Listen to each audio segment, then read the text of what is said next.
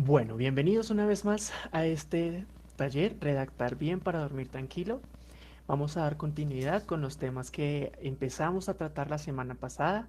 Vamos a avanzar en el tema. Como les comentaba hace un momento, antes de iniciar la grabación, la idea del día de hoy es tocar temas más específicos de alguna forma y menos temas para no llenarlos de conceptos en una sola sesión. La idea es que en esta reunión vamos a hablar sobre los asuntos que nos quedaron pendientes en la sesión pasada, sobre los asuntos de la preescritura. ¿Cuáles son los temas que quedaron pendientes? Vamos a hablar sobre la generación de nuevas ideas, la organización de esas ideas, la clasificación. Vamos después a ver cómo se crea un esquema a partir de todo este proceso, que es lo que queremos, tener un esquema para empezar a realizar nuestro escrito. Y finalmente, para esta sesión, quiero que hablemos un poco del proceso de la documentación, que pues es tan importante pues, en el proceso de la redacción. Eh, bueno, sin más que decir, bienvenidos una vez más y empecemos. La semana pasada hablamos un poco de todo lo que era el proceso de reunir ideas, cómo reunimos las ideas. También hablamos de las características de la redacción, digámoslo, asertiva o de la buena redacción. Y propusimos la actividad de escribir o realizar un escrito de libre elección de 2 cuartillas. Como verán en pocos minutos, yo ya empecé con mi escrito también. Por supuesto no lo he terminado porque vamos como a la par. De pronto voy un poco más adelantado que ustedes, para quienes están siguiendo la actividad, pues actualizando a los procesos que vamos a ver el día de hoy. Pero pues la escritura en realidad no ha avanzado mucho más de lo que ustedes llevan. Entonces hablamos un poco de qué es la redacción, cuáles son las características de la redacción, cuáles son las etapas de la redacción, y justamente allí nos quedamos. Empezamos a hablar sobre qué es la preescritura, hablamos un poco muy eh, de forma somera, cuál es cuál es el proceso de la escritura y después la postescritura. Y hablando un poco ya de lo que era la preescritura, hablamos de la reunión de ideas, hablamos de 3 formas de reunir ideas, un listado de ideas desordenado, hablamos de un racimo asociativo y hablamos también de el flujo de la escritura. Y pues más o menos por ahí quedamos sobre estas 3 formas de cómo nosotros podemos reunir nuestras ideas para empezar a ordenar nuestro pensamiento. Para la sesión del día de hoy vamos a hablar un poco de lo que es la generación de nuevas ideas. La generación de nuevas ideas no es tan sencillo. Generar ideas es siempre complejo. Digamos que una de las cosas por las que más estudian la informática y todas las tecnologías es cómo las máquinas pueden crear nuevas ideas, que esto no es tan fácil. Eh, y cualquiera que se haya sentado a crear un producto, a crear un escrito, inclusive a diseñar una presentación, sabe que no es sencillo empezar a crear este tipo de cosas. La generación de ideas no es algo espontáneo, es un proceso. Entonces, yo no puedo decirles a ustedes cómo van a crear, cómo van a generar nuevas ideas, pero sí puedo darles algunos tipos o tips que les van a ayudar a generar nuevas ideas. Podemos hacer, o es el ejemplo que les traigo, a partir de las ideas que ya habíamos reunido, sea en el racimo asociativo, o sea en el listado de ideas, o sea en el flujo de la escritura, todas estas ideas que ustedes tengan, podemos empezar a crear nuevas ideas a partir de estas. Entonces, ¿cómo es el proceso para generar nuevas ideas o el proceso que yo les traigo aquí recomendado? Esté basado de nuevo en el trabajo de María Teresa Serafín y en cómo se escribe. eh, lo ponen como un proceso de asociación. Entonces, ¿en qué consiste este proceso de asociación? Vamos a tener la idea número 1, la idea con la que nosotros empezamos a trabajar, y vamos a empezar a asociarla o vamos a empezar a generar unos mecanismos de asociación para generar una nueva idea. Les traigo 11 tipos de asociaciones. Voy a explicárselas así de forma muy rápida y espero que de forma muy completa. Ya saben, en caso de que tengan alguna inquietud, me pueden escribir. Yo pues no estoy viendo el chat, pero me escucho cuando me llegan los mensajes. O en caso de que consideren que pueden abrir el micrófono y pues preguntar directamente, yo también estoy muy pendiente de todo lo que ustedes tengan para decir. Entonces, veamos. Aquí tenemos ya tres tipos de asociaciones para generar nuevas ideas. Por ejemplo, tenemos la asociación por tipo de analogía. ¿Cómo es este tipo de asociación? Vamos a tener nuestra idea principal y vamos a buscar elementos específicos y vamos a crear a partir de una analogía o de una semejanza una nueva idea.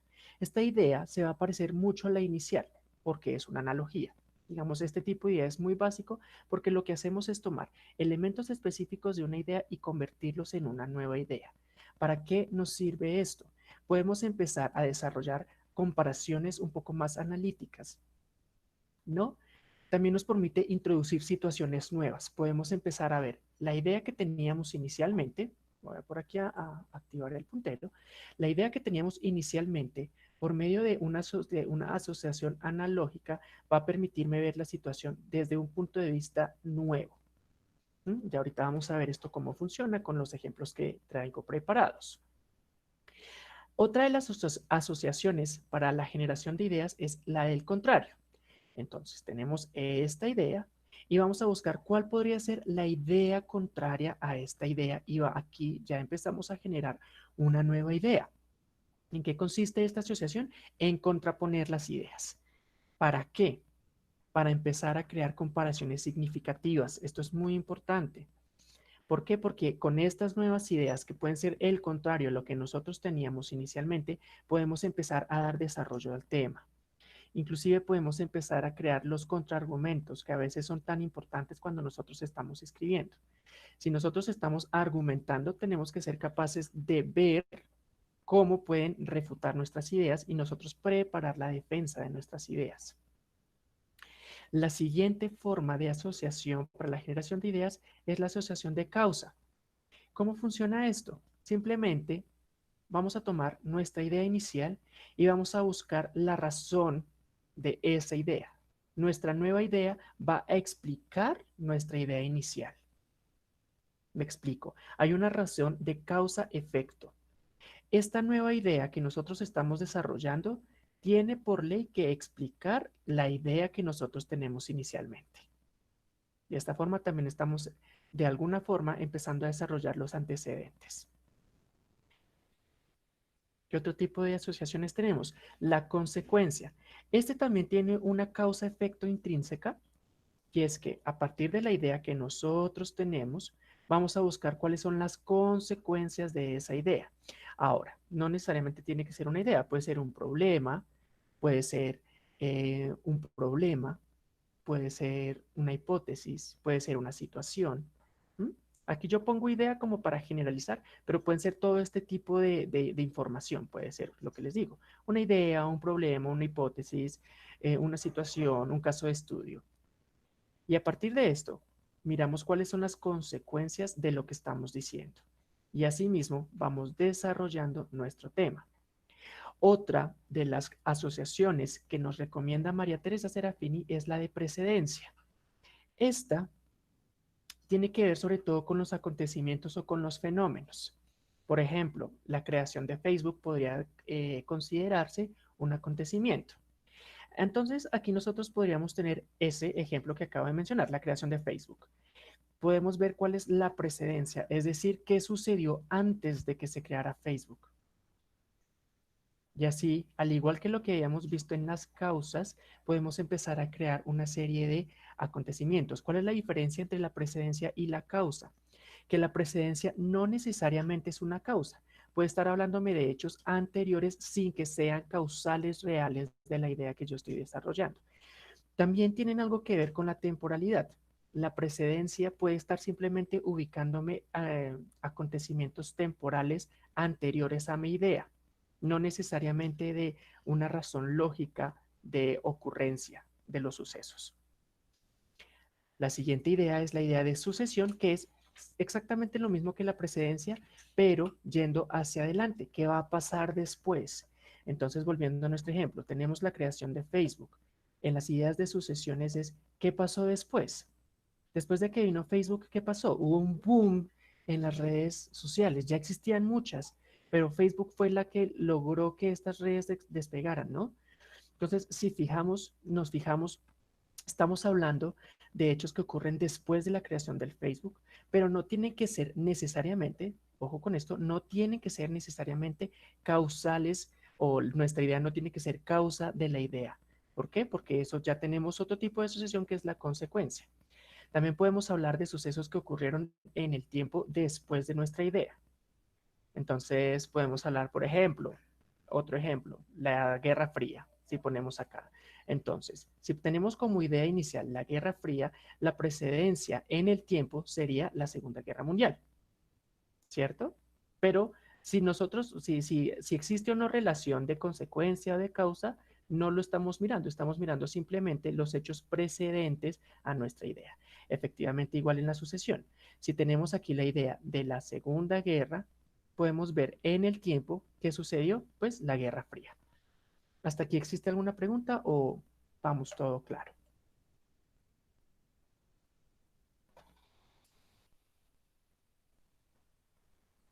Listo, parece que no hay inquietudes.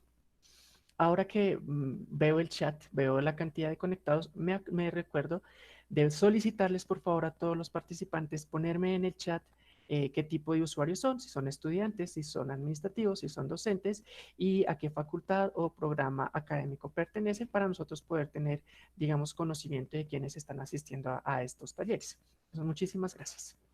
Regresamos a la presentación. Otro tipo de asociación para la generación de ideas es la generalización. Esta generalización nos permite empezar a construir conclusiones. Entonces, a partir de una idea básica, nosotros vamos a irnos a lo más general, a lo más amplio posible de esa idea. Es decir, vamos a irnos de un punto a construir un círculo. Es decir, vamos a expandir la idea lo más que podamos y esta idea de la forma más general se va a convertir en lo que nosotros podemos llamar como una conclusión. De esta forma también empezamos a ver cuál es el alcance de las ideas que tenemos. Una de las cosas que es importante que tengamos en cuenta en este proceso de generación de ideas es que todas las ideas nuevas tengan relación con el tema, porque podemos producir muchas ideas nuevas, pero puede que muchas de esas ideas no estén directamente relacionadas con nuestro tema. Y entonces esas ideas no nos van a servir porque no nos van a ayudar a desarrollar nuestro escrito. Importante entonces que toda nueva idea que se desarrolle en este proceso de generación de ideas esté relacionado con nuestro tema. El caso contrario a la generalización, que es de ir de un punto a un círculo, de algo pequeño a algo bastante general, es el caso de la ejemplificación. En este caso vamos a hacer el proceso contrario. Vamos a ir de un círculo a poner un punto. ¿Vale? Entonces, ¿qué es lo que vamos a hacer? Empezar a poner ideas específicas. Acá tenemos la idea específica, una idea, y vamos a empezar a mirar cuáles ideas específicas pueden probar, al menos en un caso, lo que yo estoy diciendo con mi idea inicial. Entonces, podríamos poner, por ejemplo, eh, una idea bastante general, el conflicto en Colombia afecta a los campesinos. Eso es una idea bastante grande. Pero ¿cómo puedo yo ejemplificar lo que estoy diciendo? El desplazamiento interno. Esa podría ser una ejemplificación de mi idea más grande. Si lo viéramos como generalización, puedo decir que el narcotráfico eh, afecta a la tenencia de tierra. Esto como una idea. Y esto lo puedo generalizar diciendo que el conflicto en Colombia tiene que ver con la tenencia de tierra. Entonces, fíjense cómo estoy partiendo de una idea que era muy pequeña, ¿no? El cultivo de drogas o el narcotráfico afecta la tenencia de tierras y me voy a lo más grande. El conflicto en Colombia está relacionado con la tenencia de tierra. Y aquí el proceso en contrario. Todo el proceso de la guerra en Colombia afecta a los campesinos. ¿Cómo puedo ejemplificar esto? El desplazamiento interno. ¿Listo? Así podemos empezar a entender cómo funcionan cada uno de los tipos de asociaciones. Y así, no nos vamos a quedar con las ideas que teníamos inicialmente, sino también vamos a empezar a generar nuevas ideas a partir de todo este tipo de asociaciones. Otro de los tipos de asociaciones es el de tipologías. Este es un caso bastante particular de la ejemplificación. La ejemplificación me está pidiendo al menos un caso donde se pueda comprobar que lo que yo estoy diciendo con mi idea inicial se puede comprobar. Con las tipologías, por otro lado, yo tengo que ser mucho más específico. Cuando yo estoy hablando de tipos, es una cosa mucho más específica, mucho más al detalle, mucho más minuciosa. Entonces, aquí en la idea, lo que yo voy a hacer es buscar ejemplos como muy detallados de lo que estoy diciendo. ¿Cómo podemos ejemplificar esto? Voy a adelantar mi idea del escrito que yo estoy haciendo y es los challenges en las redes sociales. Esta es mi idea. Hoy en día el challenge en la red social es súper popular. ¿Cómo qué tipos de challenge existen? Pues existen bueno, como uno de los más viejitos, ¿no? El Ice Cube Challenge. Bueno, en este momento no se me ocurren casi ninguno. El del jabón, el de la canela, existen muchísimos, ¿no? Entonces aquí en tipologías lo que yo voy a hacer ya es irme mucho más al detalle de forma mucho más específica, ¿de acuerdo? Y para terminar, el tipo de asociaciones que al menos nos propone María Teresa Serafini en su libro son el de la experiencia personal y el de la experiencia de autoridades. En nuestros escritos, nuestra opinión y nuestra experiencia también tiene lugar. Entonces, vamos a tener una idea, por ejemplo, el conflicto en Colombia no afecta de la misma forma a todo el mundo. Y aquí yo puedo hablar desde mi experiencia personal. Yo, Julián Rodríguez, habitante de Bogotá durante toda mi vida, nunca he sentido de cerca el conflicto. Yo no he sufrido el desplazamiento, yo no he tenido el terror de la noche, saber si vienen a buscarme, a mí o a mi familia. Entonces, esta experiencia personal también puede tener una cabida dentro de lo que estamos escribiendo. Por supuesto, dependiendo de qué tipo de escrito estemos realizando y demás, pues esta experiencia y este tipo de ideas a partir de las asociaciones por experiencia personal pueden tener una relevancia. Si yo estoy escribiendo, por ejemplo, una carta de opinión para el espectador, mi experiencia va a ser muy valiosa, porque no solamente estoy hablando de hechos, estoy hablando de mi propia experiencia. Y el otro tipo de experiencia es el de relacionado con la experiencia de autoridades. Entonces aquí, volviendo a nuestro tema, hoy amanecí como con la guerra en la cabeza. Eh, Volvemos a la misma, el conflicto armado no afecta a todo el mundo de la misma forma, podríamos remitirnos a los datos que da la DIAN, el Centro de Memoria Histórica, todas las fuentes oficiales sobre la guerra y ver realmente cómo afecta la guerra y de qué manera y quiénes son los más afectados. Los hombres o las mujeres o los niños o los ancianos, si son en zonas rurales, si son de zonas urbanas. Y acá, esta nueva idea puede convertirse en una nueva idea a partir de todas las fuentes o todas las autoridades que nosotros podamos consultar. ¿Hasta aquí tenemos alguna duda?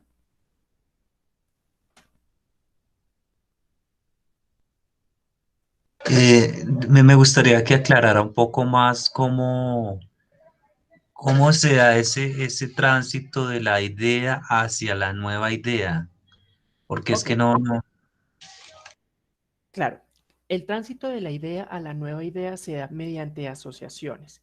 Nosotros no, digamos, esta es la dinámica que propone María Teresa Serafini en su libro. Y estuve buscando cómo generar nuevas ideas y en realidad todas las experiencias que tienen y todas las formas en las que se pueden realizar no difieren mucho de lo que ella está diciendo.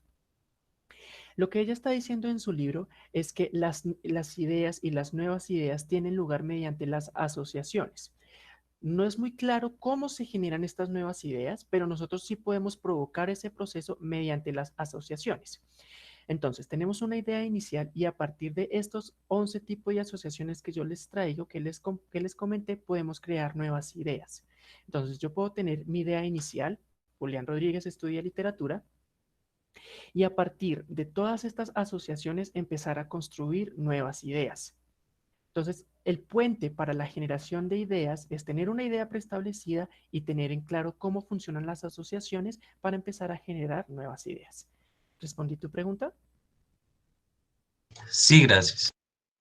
Bueno, muchísimo gusto, con muchísimo gusto. Entonces, hasta aquí creo que todo claro, aparte de la pregunta que nos acaban de realizar. Entonces, después de que tenemos todas nuestras ideas, las ideas iniciales, nuestras nuevas ideas a partir de las asociaciones que ya tenemos, empezamos con el proceso de organización de las ideas. Esto también basado en el libro de Escribir Bien. Entonces, aquí hay una serie de procesos que no son lineales, es decir, no es como que primero se clasifique, después se organice, después hacemos un mapa, después se hace un esquema, no es un proceso lineal, simplemente son procesos que pueden ir funcionando inclusive de forma mm, simultánea, no es algo que pase primero una cosa y después otra, sino puede ser algo que va funcionando de forma simultánea. Empezamos con el proceso de la organización de ideas. Uno de los procesos que sugieren es el de clasificar esas ideas. Y esto a veces es un poco confuso y un tanto complejo de poner en práctica, pero les aseguro que todo el mundo es muy bueno clasificando cosas. El cerebro humano está diseñado para clasificar cosas. Hay gente que tiene muchísima practicidad en esto, pero todo el mundo lo hace. Cuando vamos de compras, siempre sabemos qué es lo que tenemos que llevar y lo podemos clasificar. Ah, entonces tengo que comprar el grano, tengo que comprar los lácteos, tengo que comprar las verduras, tengo que comprar las frutas. Este proceso ya es un proceso de clasificación.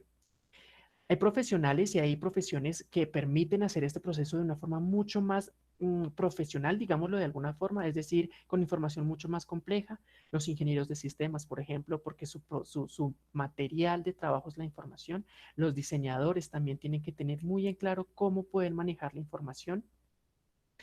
Por supuesto, el personal de biblioteca, es decir, nosotros trabajamos con información todo el tiempo, inclusive existen semestres enteros sobre cómo clasificar la información, cómo manejar esto, cómo inclusive todo el sistema de clasificación de las bibliotecas y de los archivos toma muchísimo tiempo aprender a manejarlo.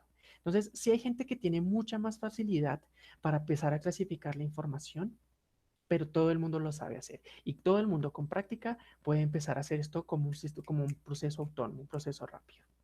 Otro de los procesos que nos recomiendan es la organización de esta información. Una cosa es clasificarla, es decir, armar grupos, elementos con propiedades comunes, como nos dice aquí la diapositiva, y la otra es organizarlo. Y una vez tenemos estas clasificaciones, podemos empezar a organizar toda esta información para que, aparte de que sean grupos que tengan elementos en comunes, sean jerárquicamente eh, mm, correctos, es decir, tengan una organización interna coherente. ¿Sí? ¿Cómo podemos hacer esto? Mediante las ideas principales y las ideas secundarias. Otra de las ideas que nos proponen es la realización de un mapa para poder organizar todas estas ideas. Y a partir de todos estos procesos de clasificar, de organizar o de un mapa, podemos realizar un esquema, que es a donde queremos llegar, que va a ser algo así como nuestro esqueleto del escrito. Entonces veamos un poco cómo funciona esto de clasificar. Como veíamos, la clasificación justamente consiste en reconocer características comunes en algunos elementos y empezar a ordenar esto. Aquí nosotros estamos viendo un poco de forma muy gráfica, no, de forma gráfica, cómo funciona el asunto de la clasificación de las ideas. No son todas las formas en las que se clasifican las ideas. Si lo queremos pensar un poco de forma matemática, de forma lógica, funciona muy bien como los conjuntos y todas las operaciones entre conjuntos. Pero aquí yo solamente traigo tres posibilidades, que es la inclusión, la exclusión de información e inclusive también la intersección de la información. ¿Mm? ¿Qué es lo que por ahí escuché un micrófono abierto? ¿Alguien tiene una pregunta? Sí, sí, yo tengo una pregunta. Sí. En el método de intersección, digamos, se podría decir que es como referente a los conjuntos, es hallar lo que es común entre los dos y es dada esa idea poderlos unir, por decirlo de una manera. Sí, efectivamente esa es la idea. La intersección es, digámoslo, matemáticamente hablando, se define como dos conjuntos que tienen al menos uno o dos elementos en común y por eso existe esa intersección. Es lo que justamente lo que nos estabas comentando. Bueno, les estaba comentando ya, siempre como que me despisto un poco. ¿Cómo funcionan este tipo, digamos, de clasificación de las ideas? Entonces, la inclusión, matemáticamente hablando, es donde todos los elementos del conjunto B pertenecen al conjunto A, como lo estamos viendo. Entonces, si fijamos, todos los conjuntos, todo lo que está en B, obligatoriamente tiene que estar en A. ¿cierto? Eso es la inclusión. Eso matemáticamente tiene otro nombre, pero pues no vamos a entrar aquí ni en operaciones booleanas, ni en operaciones entre conjuntos. Esto es clasificación de ideas. La segunda es la exclusión, donde lo podemos definir como ningún elemento del conjunto A pertenece al conjunto B y viceversa. Ningún elemento del conjunto B pertenece al conjunto A y por ende se excluyen. Son dos cosas diferentes. Y como bien nos comentaba el compañero, la intersección tiene que ver con que algunos elementos del conjunto A están también en el conjunto B. No todos los elementos, solamente algunos. Y aquí creamos este nuevo subconjunto que llamaríamos intersección. Yo sé que esto es como, bueno, pero esto, ¿por qué estamos hablando de conjuntos, de inclusión, de exclusión, de intersección? ¿Cómo así? ¿Esto para qué me sirve? Sí funciona, se los aseguro. Vamos a ver por qué. Esta clasificación de las ideas de pronto queda un poco como en el aire cuando lo vemos así, pero si lo ponemos así de esta forma, de pronto podemos entender un poco mejor. Volvemos, la inclusión. Dijimos que es todos los elementos de un conjunto tienen que pertenecer obligatoriamente a otro conjunto. Entonces aquí estamos viendo que todos los mamíferos obligatoriamente son animales. Entonces es un ejemplo, digamos, muy básico, pero que ilustra muy bien lo que estamos diciendo. Esta es la idea de inclusión. Todos los elementos de un conjunto pertenecen a un conjunto superior. En este caso, los animales. La exclusión, por otro lado, como dijimos, ningún elemento de un conjunto pertenecen al otro conjunto. En este caso, los animales no pertenecen a las plantas y las plantas no pertenecen a los animales. Son conjuntos que se están excluyendo. Y finalmente, la intersección. Entonces dijimos, algunos elementos de un conjunto pertenecen a otro conjunto. Y así, algunos elementos de este conjunto también pertenecen a este conjunto. En el caso del ejemplo, tenemos algunos mamíferos que son ovíparos y se llaman monotremas. Aquí aprendemos un poco de todo, ¿no? Los monotremas son estos mamíferos que ponen huevos, como el ornitorrinco, como un ejemplo, así como para que nos vayamos aprendiendo un poco de todo un poco. Sí es claro cómo funciona la clasificación de ideas, al menos con estos tres conceptos, la inclusión, la exclusión y la intersección.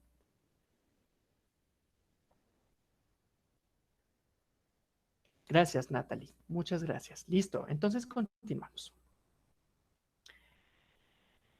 ¿Para qué nos sirven este trabajo de clasificar las ideas? Veamos acá cómo funciona. Aquí ya no lo estamos haciendo de forma gráfica, aquí ya estamos utilizando el texto. Entonces, aquí hay un ejercicio muy simple. ¿Qué vamos a hacer? Organizar mediante la clasificación un grupo de palabras. Tenemos cerveza, juego, agua, trabajo y café. Este ejemplo es tomado textualmente del libro de María Teresa Serafini porque me pareció uno de los más sencillos, pero de los más entendibles. Entonces, podemos ordenar estas 5 palabras en dos formas diferentes. Entonces, tenemos la organización 1, donde tengo dos grupos, ¿cierto? Bebidas, cerveza, agua, café, y modos de pasar el tiempo, juego y el trabajo. Sencillo, ¿verdad? Pero no es la única forma en la que yo puedo organizar esas palabras. Existe otro tipo de organización. Por ejemplo, el mundo de los adultos. Tenemos la cerveza, el café, el trabajo. Y en el mundo de los niños tenemos el agua y el juego. Ese como tipos de organización. Pero yo puedo empezar a partir de estos dos que ya tenemos, empezar a crear otros tipos de asociaciones o de intersecciones, ¿no? O de clasificaciones. Por ejemplo, podemos decir que en el mundo de los adultos y las bebidas existe una intersección, ¿verdad? Porque está en la cerveza y el café, tanto en el mundo de los adultos como el de las bebidas. Asimismo, si nos fijamos, los dos grupos de organizaciones son excluyentes. Las bebidas obligatoriamente están excluyendo a los modos de pasar el tiempo. No hay elementos en común entre las bebidas y los modos de pasar el tiempo, porque no hay elementos que pertenezcan a bebidas que pertenezcan a modos de pasar el tiempo. Ese sería cómo funciona la exclusión. También ya vimos cómo funciona la intersección. Podemos decir que hay una intersección entre el mundo de los niños y las bebidas. ¿Cómo? existe un elemento, al menos un elemento que es común en los dos. El agua está en el mundo de los niños y también en las bebidas. Y así podríamos continuar clasificando estas palabras nomás, estas simples palabras, las podríamos empezar a clasificar como quisiéramos. ¿Qué es lo importante? Cuando nosotros estemos clasificando nuestras ideas siguiendo este método, tenemos que tener en cuenta cuál es el elemento en común de las ideas que estamos agrupando. ¿Por qué las estamos agrupando de esta forma? ¿Cuál es el criterio que nosotros, redactores, estamos siguiendo para clasificar las ideas de esta manera? ¿Preguntas hasta aquí?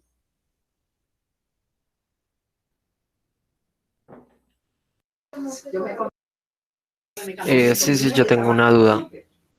Es Sí. que, digamos, o sea, pues no sé, digamos, no me ha quedado, digamos, muy claro el hecho, digamos, la clasificación de ideas es sumamente necesaria para yo poder continuar a la nueva idea o es un proceso opcional. Pues la clasificación de ideas te va a ayudar sobre todo para el proceso de creación del esquema del escrito.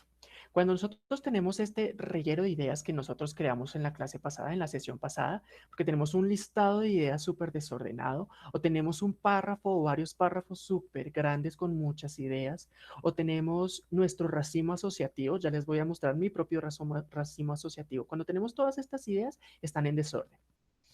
Y si las ideas están en desorden, es muy difícil nosotros empezar a crear las relaciones pertinentes para desarrollar adecuadamente nuestro escrito.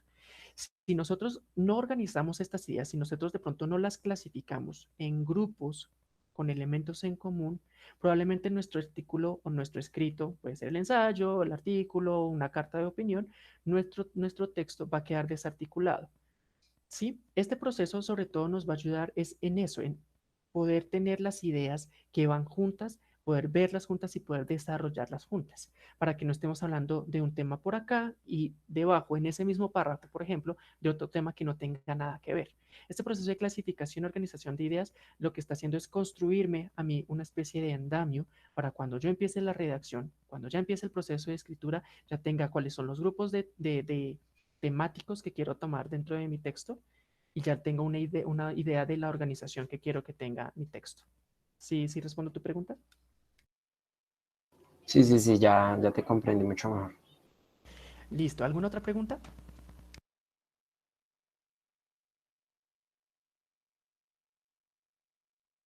Bueno, parece ser que todo va claro hasta aquí.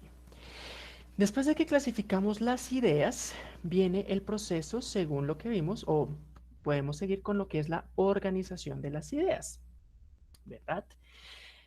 Y esto es aquí donde ya empezamos como tal a hacer un proceso muchísimo más analítico. Bueno, todo este ha sido un proceso analítico, ¿no? Desde la generación de nuevas ideas, exige que nosotros entendamos cómo funciona el lenguaje, cómo podemos asociarlo, cómo podemos desarrollar nuevas ideas. Es decir, es un proceso bien, bien analítico. Pero aquí vamos a empezar a hacer un proceso de abstracción. ¿Por qué de abstracción? Porque de todas las ideas que nosotros tenemos, después de que las tenemos clasificadas, tenemos que empezar a elegir cuáles son las ideas principales y a partir de estas ideas principales vamos a empezar a organizar las ideas. Entonces, ¿cómo las organizamos? Después de que ya tenemos nuestros conjuntos de ideas, le vamos a dar un nombre. Y este nombre, lo que digamos se busca es que sea la idea principal. La idea principal va a darle nombre al conjunto de todas las ideas que nosotros ya clasificamos. ¿Vale? Entonces, yo les traigo mi ejemplo, como les comprometí. Yo me preguntaba como, bueno, ¿de qué voy a escribir? Lo que les había comentado la sesión pasada, al inicio quise ser un poco ñoño, como dice un compañero del CRAI, ser un poco ñoño y escribir sobre el CRAIUSTA. Pero me quedé pensando y dije, no, vamos a hablar de otro tema. Y estuve pensando mucho sobre, bueno, ¿y yo de qué quiero escribir en estos días de cuarentena? Y justamente estaba viendo redes sociales, como suele ocurrir en estos días, y bueno, de forma general. Y yo no tengo TikTok, pero sí tengo Facebook. Y en Facebook, hoy en día ya es muy común ver muchos compilados de TikTok, ¿no? En los videos, salen muchos videos que son de TikTok, pero les suben a Facebook. Y es un contenido que yo, pues, aparentemente consumo mucho en estos días. Y yo dije, ¿por qué no hablar sobre TikTok? ¿por qué no hacer una, no sé, una carta de opinión o, sí, de pronto de TikTok? Algo que se pudiera publicar, por ejemplo, en las dos orillas, no sé, se me ocurrió. Y dije, voy a hacer todo el ejercicio a partir de TikTok. Entonces, quiero que vean un poco lo que vimos aquí, es como una especie de compendio de resumen de lo que vimos la sesión pasada. Este es mi listado de ideas. Este es mi listado inicial de ideas. Si se fijan, entonces, no hay relación entre las ideas. Simplemente yo fui anotando todas mis ideas, las fui anotando una por una debajo de la otra, sin que necesariamente exista una relación. Simplemente las ordené. Entonces, que sea una red social, puede que esté relacionado con una plataforma de videos cortos y que también esté con la plataforma líder de varias partes del mundo, pero no necesariamente que esté relacionado con un uso exponencial en tiempo de confinamiento, ni tampoco que se lanzó en el 2016. Entonces, aquí simplemente fui agregando mis ideas tal como se me fueron viniendo. ¿Listo? Esto para que, digamos, volviendo a la pregunta que me hicieron hace unos instantes, cuando yo tengo este listado de ideas, están desordenados y si yo intento empezar mi escrito a partir de este listado de ideas, no voy a encontrar muchas veces relaciones entre las ideas. Por eso es tan importante clasificarlas y organizarlas. Es lo que vamos a ver. Pero yo dije, bueno, este es mi listado de ideas. ¿Cómo me va a mí con el racimo asociativo? Recuerdo que les mencioné que yo no haría un racimo asociativo. Lo hice para mostrarles, pero yo no lo haría porque yo soy malísimo, malísimo con los gráficos, malísimo con los dibujos. Y creo que esto lo demuestra. Este es mi racimo asociativo. Entonces, si se fijan, es caótico. Esto es realmente caótico. Yo dije, bueno, intenté poner todas mis ideas de forma gráfica, pero es realmente algo caótico. Inclusive alguien aquí en mi casa vio este racimo asociativo y me dijo, terrible, horrible, parece hecho por un niño de 5 años. Y de pronto mucha gente le quede mucho mejor. Esta es mi propuesta de racimo asociativo. Digamos que lo que hice fue poner todas mis ideas, ver cómo se relacionaban entre ellas. Intenté ya ver relaciones específicas, por ejemplo, que se lanzó en 2016, tiene que ver algo con que se fusionó con Musical.ly en el 2017 y de pronto también tenga algo que ver con que tuvo 200 días para que se desarrollara. También puse algo aquí como que de pronto las polémicas de la red tengan que ver algo con a TikTok no le gustan los feos, que fue algo que leí por ahí.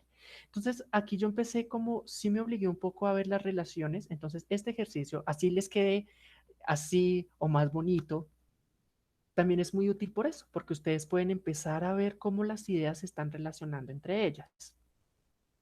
Y por supuesto, mi preferido es el flujo de la escritura. Entonces, ¿qué fue lo que hice? Poner todas mis ideas en un solo párrafo. Y así, simplemente dejé que todo el conocimiento, todas las cosas que yo tengo en mi cabeza empezaran a fluir mediante la escritura. Y este es mi resultado del flujo de la escritura. Después de esto, tomé mis ideas y empecé a generar nuevas ideas por medio de las asociaciones que vimos. Entonces dije, bueno, analogía. Voy a tomar elementos de mi idea inicial, los TikTokers tienen mala reputación, y por medio de la analogía voy a crear una nueva idea. Por ejemplo, no está bien visto hacer parte de esta comunidad social, de esta red social. Entonces, aquí ya empezamos a ver cómo las ideas parece que son muy similares, pero en realidad están hablando de cosas diferentes. Porque una cosa es tener mala reputación y otra cosa es que uno, que no tiene ni buena ni mala reputación, haga parte de esa comunidad, de esa red social. Entonces, aquí, por medio de la analogía, ya estoy viendo el problema desde otra perspectiva. Bueno, dije, ahora vamos a ver cuál es el contrario de alguna frase. Entonces, una de las ideas que yo anoté es, a TikTok no le gustan los usuarios feos. ¿Cuál puede ser el contrario? Entonces, habíamos dicho que la idea es contraponer. Normalmente se hace mediante la negación. Entonces, un caso es, el cielo no es azul. El cielo es azul. Perdón. Entonces, una contraposición podría decir, el cielo no es negro. Es un caso, digamos, bien básico. Pero en este caso, ¿cuál podría ser el contrario a que a TikTok no le gustan los usuarios feos? Mi idea fue, los usuarios populares son de manera general bellos. Entonces aquí estoy contraponiendo el concepto de feo con el bello. Si a TikTok no le gustan los usuarios feos, probablemente todos sus usuarios o los más populares son personas lindas. Y así empecé también a construir una idea contraria. Pero entonces ya estoy construyendo también una especie de perfil, podemos llamarlo de esta forma, o una ficha de cómo funciona TikTok o cómo lo está trabajando el escritor, en este caso yo. Estoy viendo que de pronto no está tan bien visto hacer parte de esa comunidad social, que de pronto la gente así que no es tan, eh, ¿cómo decirlo?, agradable estéticamente hablando, físicamente hablando, de pronto como que no es tan bienvenida, ¿sí? Y así yo empiezo como a tener una idea de qué es lo que voy a escribir, de cómo voy a desarrollar mis ideas y cuál es la idea que yo quiero expresar. El siguiente tipo de asociación que veíamos es el de causa. Entonces, se fusionó con Musical.ly en 2017. Entonces, ¿cuál fue la causa de esto? Aquí yo tuve que investigar un poco. ¿Cómo así que se fusionó con eso? ¿Cuál es la causa? Pues que Douyin, que es el nombre real de TikTok, TikTok en China nace siendo Douyin, recibe el nombre internacional de TikTok e inicia un proceso de expansión. Cuando Douyin cambia a TikTok, empieza a expandirse. Y este proceso de expansión hace que compre a Musical.ly. Entonces, así yo también estoy viendo, ok, existen unos antecedentes, existen unas causas de las ideas que yo estoy mencionando. Y si se fijan, el escrito y las ideas van convirtiéndose en otra cosa. La consecuencia, volví a trabajar esta. Bueno, se fusionó con Musical.ly, pero ¿qué pasó? ¿Cuál fue la consecuencia de esa fusión? Pues que TikTok, la nueva red, aprovechó la base de datos de los usuarios de Musical.ly y a partir de esta base empezó a expandirse, ¿no? Empezó a utilizar todos los datos que ya tenía y empezó a construir su propio algoritmo y sus propias particularidades como red social. Entonces, fíjense cómo también es un proceso casi histórico, porque estoy viendo qué venía antes, qué está pasando en el momento y qué pasó después, ¿vale? Después viene la precedencia, que era lo que les comentaba. Puede que no sea algo necesariamente de causa y consecuencia, puede que no sea algo que siga la lógica de pasó esto por esta razón, no es algo de causa-efecto, sino puede ser algo temporalmente hablando. Entonces, mi idea, su formato se diferencia de otras redes sociales mucho más establecidas en el tiempo. Entonces, si estoy hablando de redes sociales establecidas en el tiempo, tengo que mirar cuál es la precedencia de esas ideas, qué vino antes. Bueno, es que TikTok parece ser la heredera de Facebook, Instagram y YouTube. Entonces ya estoy diciendo que TikTok en el tiempo viene después de Facebook, Instagram y YouTube. Y así yo puedo decir cuáles son los elementos que está tomando de estas redes sociales esta nueva red social. ¿Vale? La siguiente, la sucesión. Han habido casos de censura por parte de la red. Entonces, ¿qué pasa después?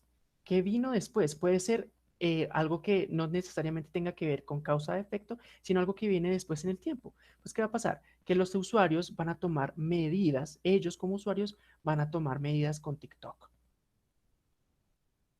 La generalización, yo tomé la idea. Su uso ayuda a lidiar con las consecuencias negativas del aislamiento. Esa es una de las ideas que yo tenía inicialmente. Mediante esta generalización, es decir, cómo hago de esta idea algo muy grande, cómo expando esta idea lo más que yo pueda, llegué a esta conclusión. El entretenimiento es clave para lidiar con el confinamiento. Entonces, fíjense cómo de algo como TikTok ayuda para los periodos de encierro, digo, claro, voy a lo más grande, el entretenimiento ayuda para lidiar con esto. No solamente es una cosa, es el entretenimiento de forma general. En ejemplificación, utiliza la idea. Su uso ayuda a lidiar con las consecuencias negativas del aislamiento, la misma que el anterior caso, pero aquí tengo que demostrar, al menos con un caso, al menos de una forma, tengo que demostrar mediante el ejemplo que lo que yo estoy diciendo es real. ¿Cómo puedo demostrarlo? Bueno, por el número de descargas a partir del confinamiento. Aparentemente, cuando todo el mundo empezó a entrar en estados de cuarentena y de confinamiento, la cantidad de descargas de la aplicación aumentó exponencialmente. Entonces, este ejemplo puede ser un indicador que pruebe mi idea inicial. En las tipologías, lo que les comentaba es un caso especial de la ejemplificación, de tipologías, porque ya tengo que ir al caso, tengo que ir mucho más al detalle. ¿Cuál fue la idea que yo elegí? Los challenges son comunes en esta red social. Bueno, ¿y cuáles tipos de challenges existen? Aquí llegó tu tiburón. Esto realmente lo tuve que buscar como en Shock, la revista Shock, porque yo no tenía ni idea de esto. Entonces tuve que buscar como, bueno, ¿y cuáles son los challenges? ¿No? Entonces encontré estos, habían muchísimos más, pero pues por el espacio de la figura solamente me cupieron estos tres. Aquí llegó Tiburón, Onanana y J-Lo Challenge. No tengo ni idea cuáles son esos. Bueno, aquí llegó Tiburón, sí, he visto algunos videos, lo reconozco. pero los otros no tengo ni idea. Entonces aquí también puedo empezar a mirar que estos ejemplos de alguna forma están probando, ¿no? Que es lo que yo quiero también, probando mi idea inicial. Y estoy generando nuevas ideas que me van a ayudar en mi redacción final. La experiencia personal, lo que les decía, ¿quién es el protagonista? Uno, el redactor. Yo soy el protagonista de esta idea. Entonces volvemos a mi idea. Su uso ayuda a lidiar con las consecuencias negativas del aislamiento. En mi experiencia personal, digo, sí, suelo ver videos de TikTok en otras redes sociales para pasar el tiempo.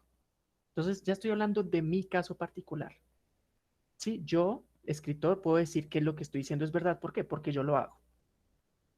Por supuesto, lo que les digo, esta experiencia personal puede o no ser válida dependiendo de lo que ustedes estén escribiendo. ¿A qué voy? Mi experiencia personal no puede ser tan válida, por ejemplo, en un experimento de laboratorio. Mis resultados pueden arrojar algo, pero estos resultados normalmente tienen que corroborarse, tienen que comprobarse y tienen que venir ligados con muchas otras fuentes.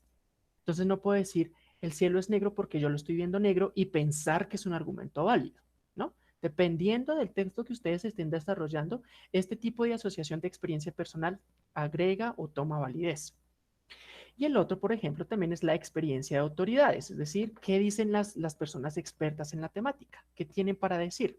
Entonces, hay otra vez el ejemplo de casos de censura y acá Daniela Chávez, según leí en el tiempo, entonces aquí tengo digamos, doble tipo de asociación por experiencia, que es Daniela Chávez, que es una influencer, creo que es de Chile, y también el tiempo. No es algo que yo esté diciendo porque yo solamente lo creo así. Está ya evidenciado, está documentado en una fuente como es el periódico El Tiempo. Y pues claro, otra de las autoridades, sobre todo en este tipo de redes sociales, puede ser Daniela Chávez. Entonces, aquí ya vimos cómo funciona esta generación de ideas. Pero bueno, nosotros estábamos en clasificación y organización. ¿Qué pasó? Pues ya llegamos. Entonces, después de que tuve todas estas ideas que les mostré, acá, todas estas ideas y todas las nuevas ideas que generé, es que puedo empezar a clasificarlas y a organizarlas. Entonces, ¿cómo las clasifiqué? Empecé a mirar cuáles eran los elementos comunes entre mis ideas. Aquí entonces empecé a mirar que había, por ejemplo, fechas.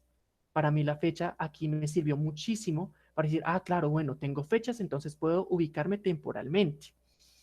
También aquí tuve otra, esta es una de las nuevas ideas que generé. Douyin recibe el nombre internacional de TikTok e inicia un proceso de expansión. Ah, bueno, aquí estoy hablando también un poco de lo que es la historia. Entonces empecé a clasificar todas las ideas según estas características en común, según estos elementos en común, las empecé a clasificar.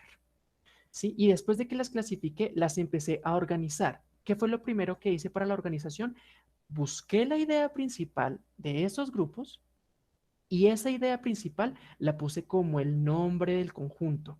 Entonces, en este caso, todas estas características que yo encontré acá, todas estas ideas que yo clasifiqué acá, tienen una característica en común. ¿Y cuál es? Que hablan sobre la historia y la evolución de la red social. Ah, listo. Se lanzó en el 2016, se fusionó con Musical.ly en el 2017, después recibe el nombre de TikTok, se aprovechó de la base de datos de la red y tuvo 200 días para ser desarrollada. Estas son las ideas, digamos, más iniciales. Igual es una red, es una lista de ideas muy corta para hablar de lo que es la historia de la evolución de la red social. Siempre haría falta un poco más de ideas, pero quiero que vean cómo van funcionando todo el proceso, ¿sí? Entonces, clasificar y organizar las ideas sí nos va a servir. Ah, bueno, después empecé a mirar y todas de las o muchas de las ideas que yo tenía también previamente me están hablando de las características de la red social. Entonces tengo que es una red social, esto cae por su propio peso, es una plataforma de videos cortos, es una plataforma líder en varias partes del mundo, usa música y filtros para entre sus características, se diferencia de las redes sociales ya antes, aquí también viene lo que es heredera de Facebook, Instagram y YouTube, y aquí empecé a ingresar todas estas ideas que de alguna forma me están hablando de las características de la red social. Otra de la clasificación y organización de las ideas fue esta, polémicas alrededor de la red. Entonces, dentro de mi proceso de documentación y las ideas que yo ya tenía, es decir, mi conocimiento previo, supe que a TikTok no le gustan los usuarios feos y existen muchísimas noticias al respecto. En mi investigación también encontré que han habido casos de pérdida de vida en TikTok, pero esto también ha ocurrido en otras redes, ¿no? Tuve que mirar porque dentro de los grupos y entre las mismas redes sociales que yo suelo visitar, que suelo consumir, eh, mucha gente se burla de la gente que hace TikTok. Y yo decía, pero ¿por qué se burlan? Entonces tuve que buscar por qué. Entre las razones para la mala fama de los creadores de contenido se cuentan la ridiculez, el sentido del humor absurdo y la exageración de sus actos. O otro de las ideas es que algún contenido es bastante cringe, ¿no? Yo como, ok, entonces todas estas ideas empecé a ponerlas acá.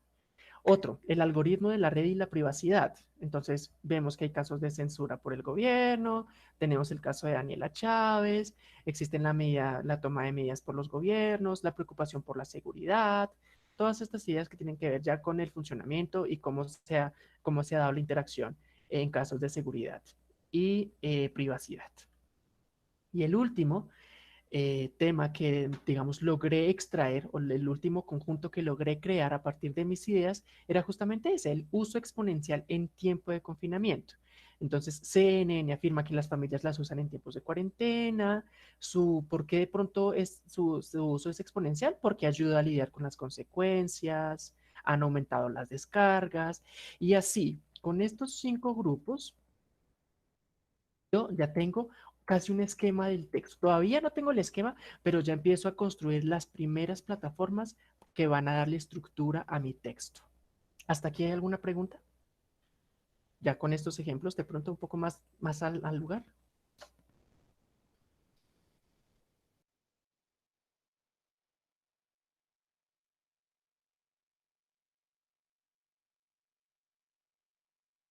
Bueno, parece ser que no. Entonces, veíamos que pueden darse 2 casos. El uno es la clasificación y la organización de ideas, así como estamos viendo. Esta es la forma, llamémoslo, del listado ordenado. Pero existe otra forma de organización que es el mapa, que era el que yo les comentaba. Ese mapa podríamos llamarlo así como la evolución en términos eh, de Pokémon, si quieren, la evolución del racimo asociativo. Y es una forma gráfica en donde voy a mostrar las relaciones jerárquicas de mis ideas. Entonces, vean, ¿recuerdan cómo fue mi racimo asociativo? Era un desastre. Parecía hecho por un niño de 5 años. Este ya es el mapa de mis ideas. ¿Sí? Entonces, ¿qué fue lo que yo hice? Empecé a tomar todas mis ideas, las que les mostré acá, todas estas ideas que tenía, mediante la clasificación y la organización, todos estos grupos, todas estas ideas, las empecé a representar de forma gráfica. ¿Cómo se hace esto? Se preguntarán ustedes. Entonces, la forma en la que se hace es muy similar al racimo asociativo, solamente que aquí ya tenemos nuestras ideas bien claras y también los niveles que nosotros queremos tocar. Lo primero es poner en el centro, vamos a ponerle a esto zoom, si es que me deja. Ah, un poco así, listo. Entonces, aquí en el centro del mapa vamos a poner el tema, uso de TikTok en confinamiento, y alrededor, y de una forma en primer nivel, es decir, las ideas más cercanas a este tema que yo estoy tocando, voy a poner el nombre de los conjuntos. Me voy a regresar aquí. Entonces, ¿qué es lo que voy a poner cerca al centro? Estos nombres. ¿Listos? Los nombres de los conjuntos. Historia y evolución de la red social, características de la red social, polémicas alrededor de la red, el algoritmo de la red y la privacidad y el uso exponencial en tiempos de confinamiento. Esas son las ideas que yo voy a poner alrededor del tema. Entonces, fíjense, aquí está, uso de TikTok en confinamiento y empiezo. Historia y evolución, características de la red social, polémicas alrededor de la plataforma, el algoritmo de la red y la privacidad y el uso exponencial en tiempos de cuarentena, de confinamiento. Y a partir de que ya creé estos 2 niveles, empecé en el centro y el primer nivel, voy a empezar a agregar todas las ideas secundarias en relación a esta idea principal. Entonces, todas estas ideas, vuelvo, todas estas ideas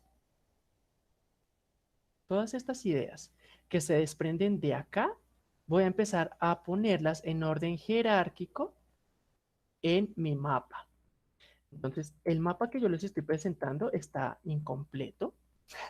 ¿Por qué? Porque la herramienta que yo tengo es una versión gratuita, así como Infidencia, y si se fijan solamente podía utilizar 60 objetos, y después de esos 60 pues tengo que comprar como la versión eh, full, y pues no la voy a hacer.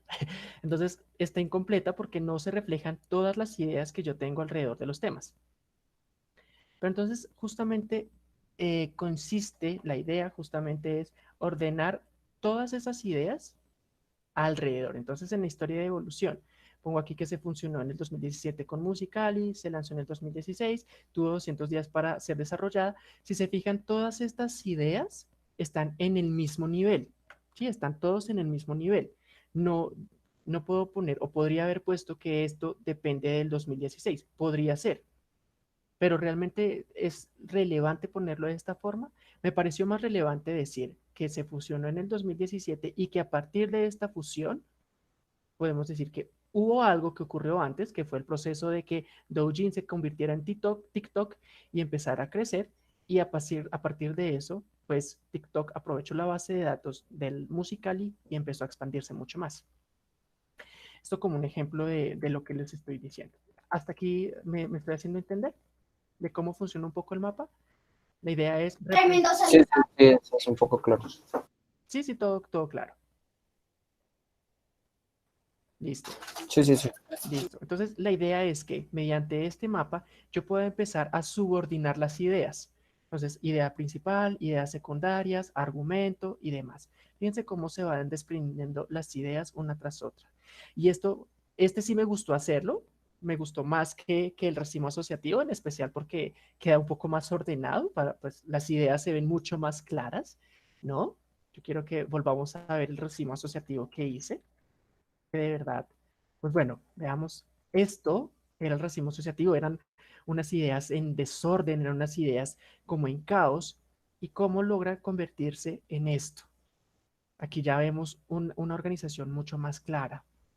Vemos cómo empieza todo a tener un lugar, a tener un porqué, que era lo que veíamos con la organización de la redacción. Aquí ya estamos viendo cómo funciona esto de la organización de la redacción.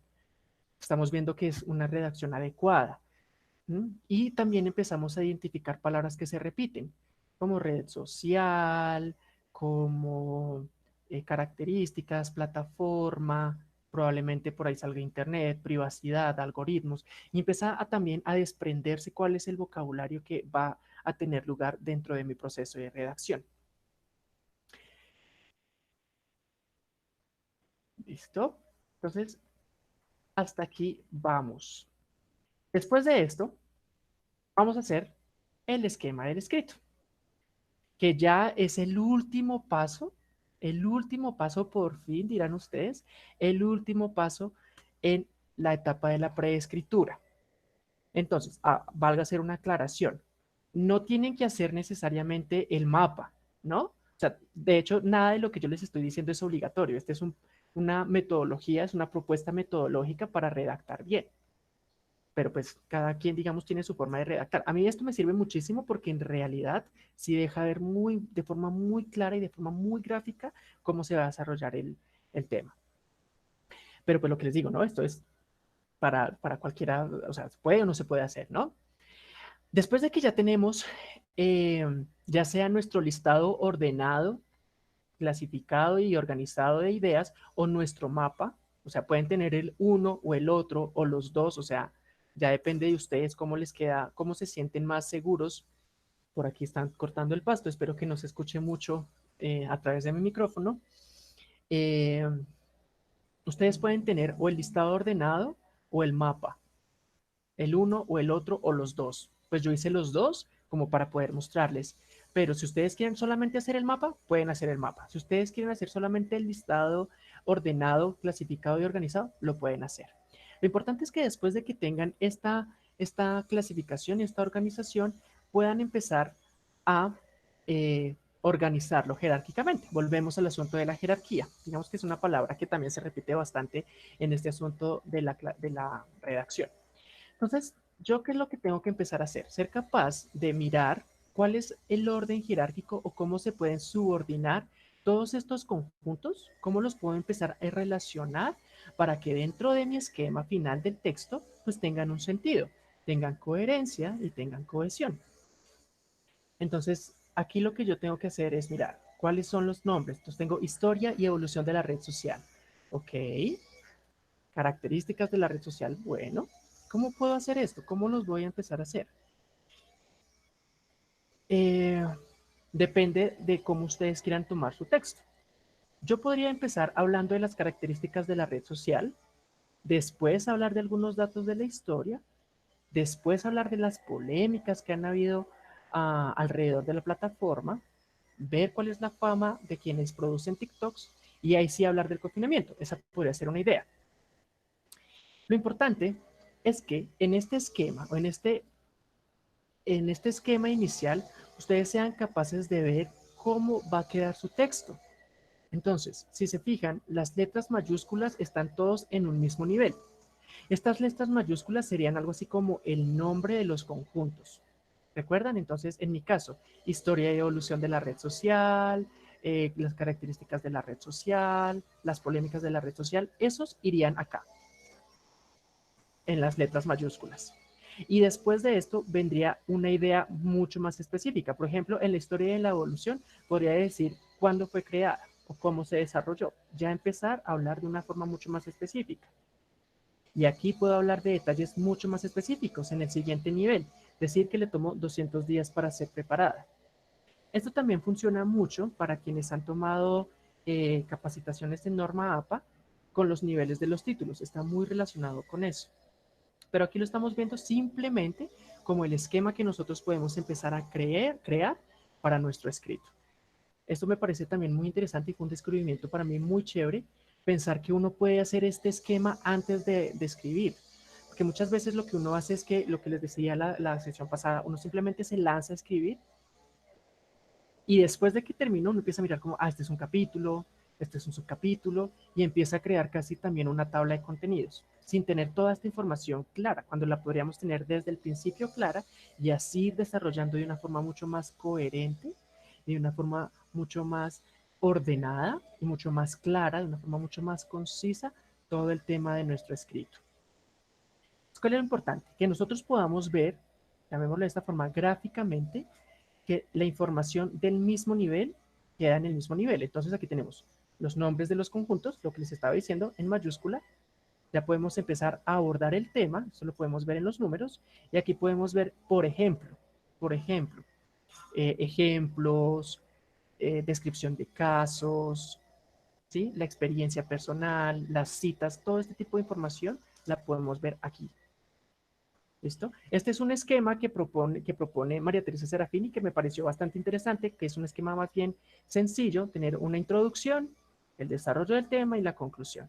Ya las normas que, digamos, cada persona tenga para la creación y la redacción de escritos, la norma APA, por ejemplo, se actualizó. Nuestra compañera Jamie nos capacitó el jueves de la semana pasada en la 7ª edición, entonces pueden buscar ahí como cuál es la recomendación de APA para la redacción, eh, porque si hay ciertas, digamos, cambios importantes que tienen que tener en cuenta. ¿Dónde lo consiguen? En el canal de YouTube van a encontrar la sesión de normas APA 7ª edición. Y si necesitan alguna ayuda sobre cómo puede, digamos, no, cómo APA recomienda hacer esto, pues nuestros profesionales, Jamie, Eider Sánchez, Jamie Arevalo, Eider Sánchez, pues los pueden ayudar muy, muy bien con todo esto. Simplemente este es un esquema como muy básico para que veamos cómo funciona. Ya ejemplificando lo que les estoy comentando, este es una especie de esquema de mi escrito. Así es como de pronto o puedo planear o preveo que va a quedar mi escrito. Entonces voy a empezar con una introducción.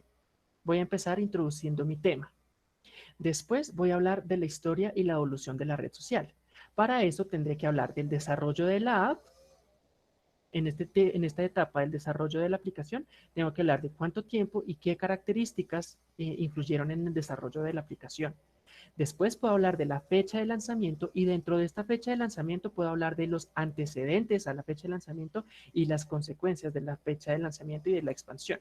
Este puede ser mi primer tema. Después de que yo haya hablado de esto, voy a remitirme a las características de la red social. Voy a hablar de las características y hablando de las características voy a remitirme a cuáles son propias de la red y cuáles cambian o voy a crear una tensión entre TikTok y otras redes sociales. Y después de esto voy a hablar de qué tipo de contenidos se suben a la red social y voy a hablar de los memes y de los challenges, de una forma de ejemplificar lo que yo estoy diciendo del tipo de contenido. Después de esto, voy a hablar del algoritmo de la red y sobre la privacidad. Entonces, ¿cómo funciona el algoritmo de la red? Aquí no me voy a extender muchísimo en cosas más detalladas, simplemente voy a verlo como de forma general, sobre cómo ha afectado la violación de la privacidad. Voy a hablar también sobre la censura por parte de la red y acá sí voy a poner un ejemplo, el caso de Daniela Chávez. Después de esto hablaré de las polémicas alrededor de la red, entonces veremos si existen casos de segregación por parte de TikTok, ¿no? Si es verdad o no es verdad esto de que TikTok no le gustan los feos, los gordos, los pobres, así lo definen muchos sitios en donde estuve buscando información al respecto. Entonces, así voy a hablar de esto. Y también cuáles son las características de los TikTokers y por qué se tiene la percepción que se tiene de ellos. ¿Sí? Si es verdad que producen este cringe que llamamos, ¿no? Esta sensación de incomodidad, de pena ajena, de vergüenza ajena. Cómo logran la fama, si lo hacen de buena forma o de buena forma, se están ridiculizando, no se están ridiculizando, son cosas que yo pienso tocar en mi escrito. ¿Cómo? Allí, en este lugar. Y después de esto, después de toda esta abrebocas, voy a hablar del uso exponencial en tiempo de confinamiento.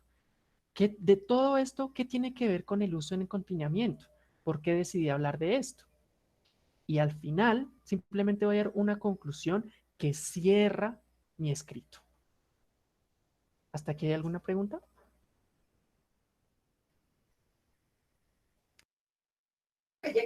No, señor, no, señor. Listo, muchas gracias. No sé quién me habla, la verdad. Siempre voy a mirar y se me desaparece el nombre. Gracias, Santiago. Gracias, Sergio. Gracias, Cristian. Gracias, Natalie. Y bueno, como ustedes saben, este espacio no es el espacio tradicional donde yo me siento a hablar por 2 horas. Les tengo un video, al igual que en la sesión pasada. Es un intermedio, esta vez es de 20 minutos. A mí me gusta que las personas puedan levantarse, puedan caminar, ¿no? Estirar las piernas, analizar todo lo que han escuchado, porque también esto es importante. Los periodos de atención, a veces nosotros como estudiantes nos exigimos demasiado aprender muchas cosas y no. Resulta que se ha demostrado que los periodos de atención a veces no son tantos y nosotros necesitamos concentrarnos un tiempo determinado en algo y permitirnos descansar para que nuestro cerebro empiece a asimilar todo esto. Y es lo que yo siempre, digamos, es mi propuesta metodológica. Y hoy, el día de hoy, también les traigo un video. Confío que lo disfruten, confío que lo vean todo. Este es un poco más largo que el de la semana pasada, esto dura 20 minutos y se llama Leer y Resistir. Y también es una charla TED que en lo personal me pareció muy, muy chévere y pues por supuesto tiene que ver con todo lo que estamos haciendo, todo lo que estamos trabajando. Y nada, pues los espero en 20 minutos para terminar con la sesión. Ya lo que nos queda es muy, muy poquito. Vamos a hablar sobre el proceso de la documentación y algunas recomendaciones para tomar apuntes y terminaríamos por el día de hoy. Entonces, los dejo con el video de Leer y Resistir.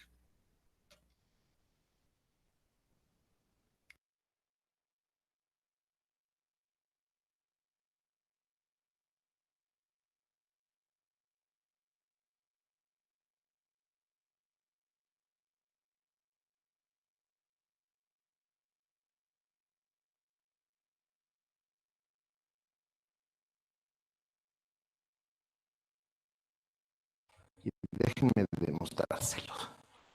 Mi abuela decía que la gente decente se presenta, entonces me voy a presentar.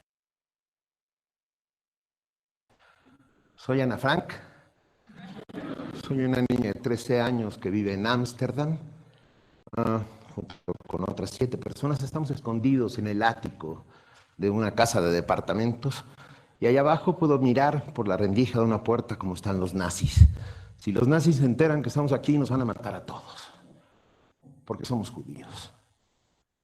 Por eso estoy escribiendo este diario, para que el mundo sepa de la barbarie que sucede. Mi verdadero nombre es Aureliano Buendía. Cada vez que cierro los ojos frente al pelotón de fusilamiento, recuerdo aquella tarde en que mi padre me llevó a conocer el hielo por primera vez. En Macondo, o sea, aquí, nunca habíamos visto el hielo. Por 2 monedas de cobre podías tocarlo. Y decía Melquiades, el gitano ese, que venía de vez en cuando, no año tras año, pero de vez en cuando trayendo las grandes maravillas de los científicos de Oriente, que era un invento. A mí me pareció una de las maravillas más grandes que había visto. Y miren que pasaban cosas maravillosas en Macondo. Remedio la Bella se elevaba por los aires. Pilar Carnero con su risa estrepitosa hacía temblar, volar a las palomas. Cada vez que recuerdo esto, todo se llena de mariposas amarillas. ¿No lo sintieron? ¿Las mariposas amarillas? Sí. Si no lo sintieron, es que debe ser el aire acondicionado que las mató a todas. Mi verdadero nombre es Wendy, y Peter Pan me trajo con engaños a nunca jamás. Neta. Peter me dijo, vamos a vivir una vida padrísima, chidísima, llena de aventuras en nunca jamás. Hay piratas, apaches, haditas que ponen un polvo sobre ti y puedes volar, etcétera, etcétera. Y la neta, Peter lo que quería era que yo fuera la mamá de los niños perdidos. Era la lógica del siglo XIX. Las mujeres servían como cortesanas, como amantes trágicas. Mueren todas en el siglo XIX. Nana, Madame Bovary, todas se mueren trágicamente. Para decirles que mi nombre es Holmes, Sherlock Holmes. Vivo en el 221B de Baker Street, en Londres, Inglaterra. Tengo un ayudante, el doctor Watson, que es el que escribe lo que yo hago. Nunca dije elemental. ¿Sabían eso? Eso, elemental, mi querido Watson. Pues no sé quién lo inventó. Hollywood, seguramente. Yo nunca lo dije. Estoy dotado del poder de la deducción, sobre todo de la deducción científica. Puedo con una mirada decir que tú vienes desde Ecatepec, traes 53 pesos en la bolsa, y tienes una pasión inconfesable porque estás sentado junto a ti. Y mira que veo poco, porque no se ve casi nada. Me llamo Carlitos. Estoy enamorada de la mamá de mi mejor amigo. Sí saben de quién estoy hablando. Bueno, pues me llamo Carlitos, estoy enamorado de Mariana, la mamá de mi mejor amigo que se llama Jim. Vivo en la Ciudad de México, son los años 50, viene algo llamado la modernidad. Y todavía estoy muy sorprendido de lo que pasa a mi alrededor, pero sobre todo muy sorprendido de lo que pasa dentro de mí. Mi nombre es Nadie. Soy uno de los 300 soldados espartanos que luchan bajo el mando del rey Leónidas de Esparta. Y estamos aquí en el desfiladero de las Termópilas, esperando según Heródoto, el padre de la historia, más de 2 millones de feroces persas. Serán menos, pero no importa, son un booty. Y estamos aquí para defender un sueño, para defender a la Grecia clásica, para defender a la democracia, para defender a nuestro pueblo. Me llamo Sirius Black. Nunca sería Harry porque Harry es un poco fresa.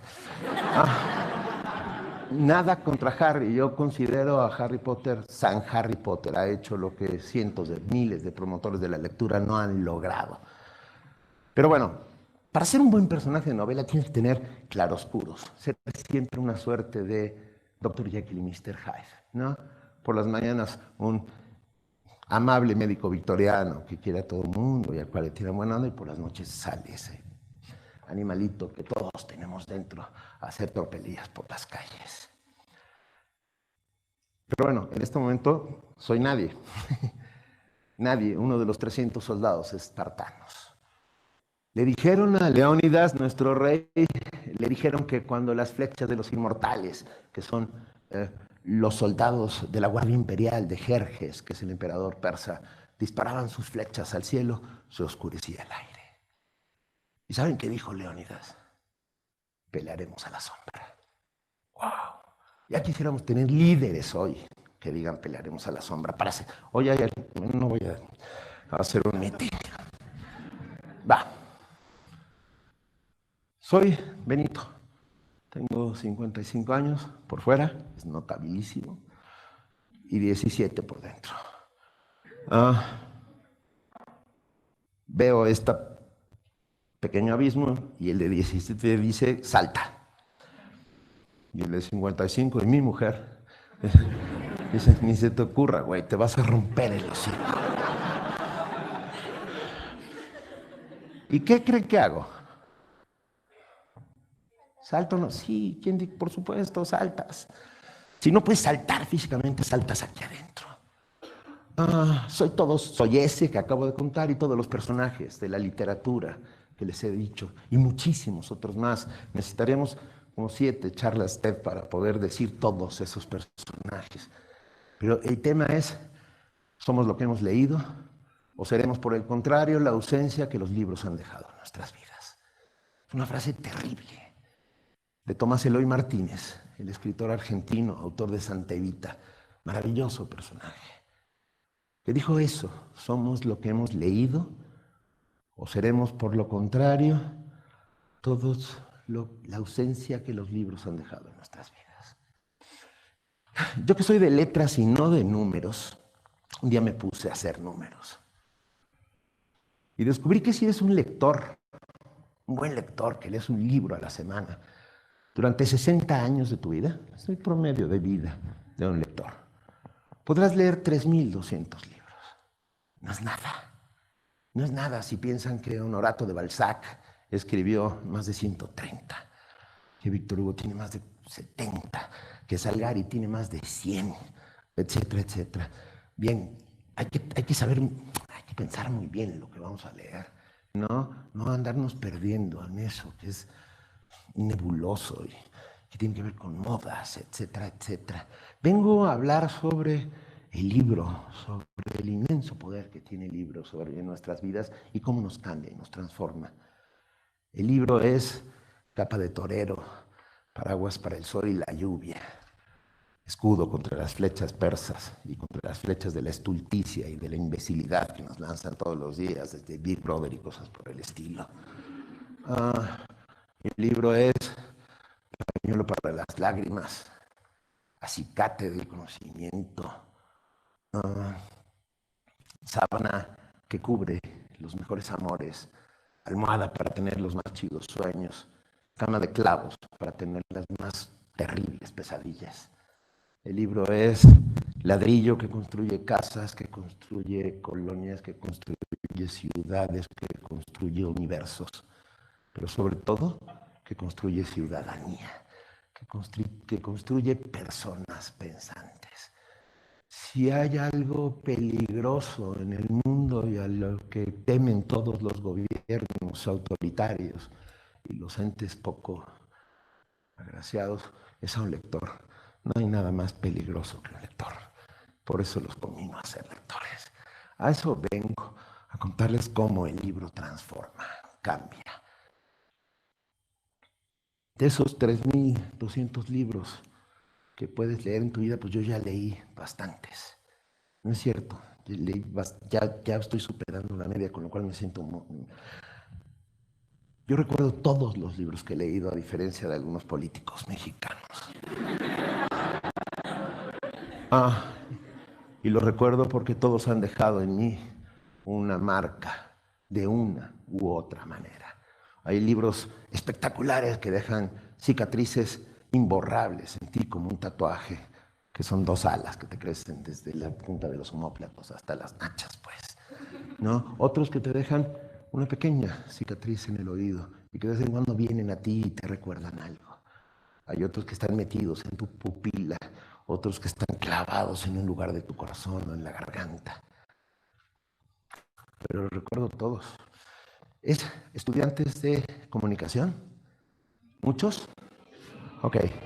Nunca le pregunten a un escritor qué libros llevaría a una isla desierta.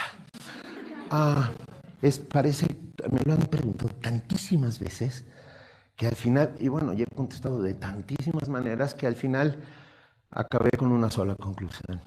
Y es la que ya digo siempre, se las comparto con enorme gusto. Debería un solo libro, que es Cómo construir una balsa en 3 sencillos pasos. No quiero estar...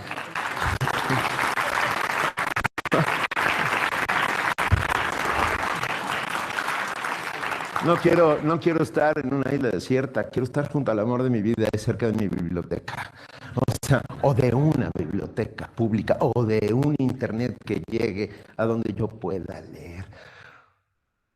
Al principio, yo nací en los años 60, ya no sé, según Rui, debo ser generación XY, no sé, el anterior a todo eso. Me gustó mucho la plática de Rui, además me dio mucho gusto descubrir que yo también soy un escritor indie. Hasta hoy yo no sabía qué era ser un escritor indie. Le digo, oye Rui, ¿qué es indie? Y me dice, independiente. Y dije, güey, yo también soy. ¿Qué es? Entonces, no, me bajé como 25 años de golpe y porrazo. Bueno, al principio de los tiempos, en los años 70, nos obligaban a leer. Yo antes de terminar la secundaria había leído El Cantar del Niño Cid, La Ilíada y la Odisea, y otros textos que no entendí nada y sin embargo pasaba los exámenes. Y estaba a punto de odiar los libros cuando una hepatitis benefactora llegó a mi vida y no tuve que leer Guerra y Paz de Tolstoy. 860 páginas. A la cama, 2 meses. En aquella época eran 2 meses de cama por la hepatitis. El tema es que me aburría como ostra. Y al tercer día de mi hepatitis apareció un libro junto a mi cama. Y lo primero que yo dije es, chin, ya quieren que me ponga a hacer un reporte. Seguro la directora habló con mi mamá. Pero no es cierto. El que puso el libro ahí sin premeditación, alevosía ni ventaja fue mi padre. Muy inteligentemente. Lo deslizó junto a mi cama. Y yo desperté y ahí estaba. Como una suerte de milagro laico. Y bueno, yo tenía hepatitis, tenía tiempo y leí. Y les digo algo, fue maravilloso. Fue una antropofanía. Acabo de inventar el término, pero suena toda madre. Antropofanía es la epifanía que tienen los religiosos, pero la de los simples, humildes mortales, ¿no? Ese momento de luz que surge dentro de tu cabeza y te das cuenta que estabas equivocado, o que los demás estaban equivocados, o que algo había equivocado alrededor. Fue el día que me volví lector, me queda clarísimo. Y de ahí, de esos 12 años, casi 13, hasta el día de hoy, es lo único que soy. Soy un lector. No soy otra cosa, soy solo un lector. Que un día se atrevió a dar un salto pequeño al vacío y empecé a escribir. Pero soy sobre todo eso, un lector, y como tal me asumo. Y por eso me reconozco en ustedes. Y por eso me queda claro quiénes son los cómplices y de qué pie cojeamos, pues, ¿no? El tema es que, el libro era El sabueso de los Baskerville, de Sir Arthur Conan Doyle, una de las grandes aventuras de Sherlock Holmes. Me enamoré para siempre de Holmes y me enamoré también de los libros, porque descubrí que no solo servían para ese pomposo aprender, ¿no? El libro sirve para aprender. Y entonces, claro, tú te alejas prudentemente del libro, pero nadie te dijo nunca, el libro sirve para saber cómo late tu corazón. El libro sirve para sentir cómo se revuelven tus entrañas. El libro sirve para saber a qué saben, y perdón por la aliteración, las lágrimas. El libro sirve para poder oler la pólvora del campo de batalla. El libro, y puedo seguir así otras 3 charlas, pero no lo vamos a hacer. Porque corre violentamente el minuto. Hay dioses terribles en todos los panteones. Estoy hablando entre gente de universidad. Ustedes saben que es un panteón en términos mitológicos, aquel lugar donde viven los dioses. En el caso de los mexicas, los dioses casi todos se alimentaban con sangre. En el caso del Valhalla nórdico, ¿Vieron Thor? Les tengo malas noticias. Thor no es metrosexual, como lo pintan, etc. Era un cabrón, con un martillo con el que iba desmadrando personas. O sea, no es así. Pero bueno, el más terrible de todos los dioses se llama Cronos, el dios del tiempo. Un día llegas a un momento de tu vida, miras hacia atrás y dices, chin, ¿y por qué yo nunca leí a Vargas Llosa? Ay Dios, ¿por qué nunca leí a Saramago? ¿Por qué yo no conozco ese poema de Benedetti o de William Faulkner o etcétera, etcétera, etcétera? ¿Y sabes qué? No puedes ir para atrás. Chin, el tiempo es duro, terrible. Y el dios del tiempo, el más ojete de los dioses. A los 13, pasando esa primera etapa en que leí todo lo que cayó a mis manos, tuve una nueva antropofanía. He tenido muchas a lo largo de mi vida. Fui hasta el despacho de mi padre y dije, papá, ya sé qué quiero ser. Me miró con mucha desconfianza. Alguien de 13 años lo mira siempre con mucha desconfianza. Y le dije, quiero ser lector. Y papá me dijo, lo lamento, Benito, pero de eso no se vive. Me fui a mi cuarto y volví corriendo a decir, órale, si no puedo ser lector, quiero ser escritor. Y papá me dijo, Benito, de eso tampoco se vive. Y sin embargo es lo único que soy y que he sido toda mi vida y que moriré siendo. Soy un lector que escribe. A los 15, en mi escuela solo se jugaba básquet. Había un montón de jugadores de básquet, todos altos, rubios y rubios. Y todas las chicas estaban enamoradas de ellos. Y nosotros que éramos 6 nerds raros, ñoños, póngale. Eso, pollones, lo que quieras. Eran esos 5 güeyes que se sentaban en una esquina a leer mientras todo el mundo decía, Franz Beckenbauer metió un gol. A mí me valía madre. Nosotros estábamos metidísimos en lo que estábamos. Pero todas las chicas amaban a los basquetbolistas y eso sí era terrible porque no nos hacían ni puñetero caso. Hasta que una nueva antropofanía llegó a mi vida. Y llegué en medio de un partido lleno de básquet, me senté junto a la chica más guapa de toda la escuela. No voy a decir su nombre para no quemarla. Y al oído le dije, era la novia del jugador más alto, más rubio, más de todos. Y al oído le dije, ven mi amor a la tarde de la nieve y siéntate conmigo a ver el viento. Aunque no estés, mi solo pensamiento es más contigo el viento que va y viene. Tú no te irás, mi amor, aunque lo quieras. Tú no te irás, mi amor, y si te fueras, aun yéndote, mi amor, jamás te irías. Es tuya mi canción, en ella voy. Y en ese viento que va y viene voy, y en ese viento siempre me verías. Rafael Alberti. Y la antropofanía es que, ¿qué creen que pasó? Cayó, pues. Literatura mata carita, chicos. Y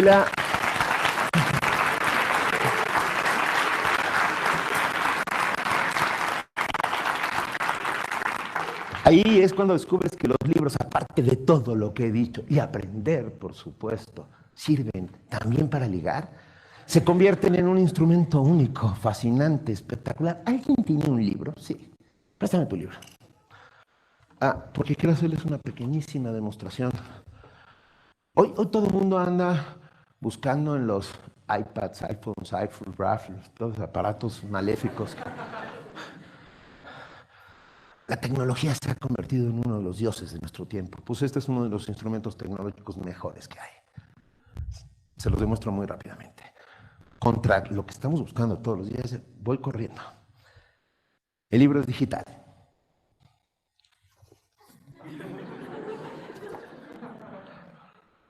Contiene metatexto, que todo el mundo dice, ¿por qué el metatexto? Se llaman, todas las partes blancas es donde tú puedes poner el metatexto que tú quieras, las anotaciones. Tiene motor de búsqueda, digitalmente llegas hasta él, se llama índice, está al final generalmente, y Digitalmente vas a la página a la que te señala. No hay que conectarlo a nada excepto a tu cabeza. Y el otro día ya puesto a comparar un iPad contra este, estábamos leyendo un amigo y yo en una playa cuando de repente cayó un avispero. Y yo con mi libro y él desmadró su iPad. Ah, ah.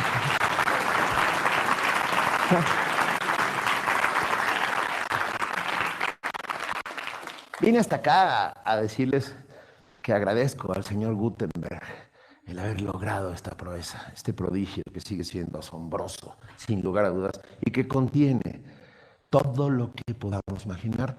Y lo más importante, contiene la otredad, la posibilidad de mirarnos a nosotros mismos a través del reflejo de la mirada del otro.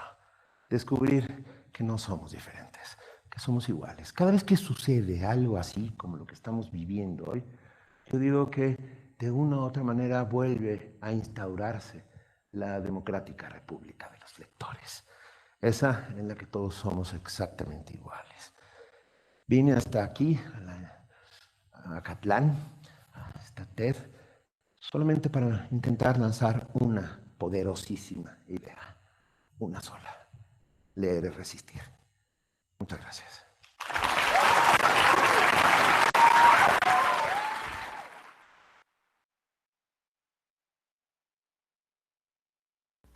Bueno, ya estamos. Creo- Ahora sí, creo que sí. Estamos regresando pues de este breve receso, bueno, no tan breve, siempre fueron 21 minutos. Espero que como a mí el texto del video les haya parecido pues chévere. ¿Sí? Siempre intento buscar este tipo de contenido como para romper con la monotonía de lo que veníamos, permitir a nuestro cerebro analizar la información nueva que estamos recibiendo, estirar las piernas, tomar un vasito de agua, ¿no? Ir al baño. Y sobre todo, pues, empezar con una idea de lo que él decía, y es como el libro también tiene sus formas tiene mucho motor de búsqueda, tiene, ¿no? El índice y todo este tipo de cosas. Está muy relacionado con el último tema que viene con la preescritura, que es la documentación, o como yo lo entiendo, que es la búsqueda de la información. ¿Y esto qué es? Un tema como tan común hoy en día. Todo el tiempo estamos hablando de la búsqueda de información y a veces no entendemos cómo funciona esto.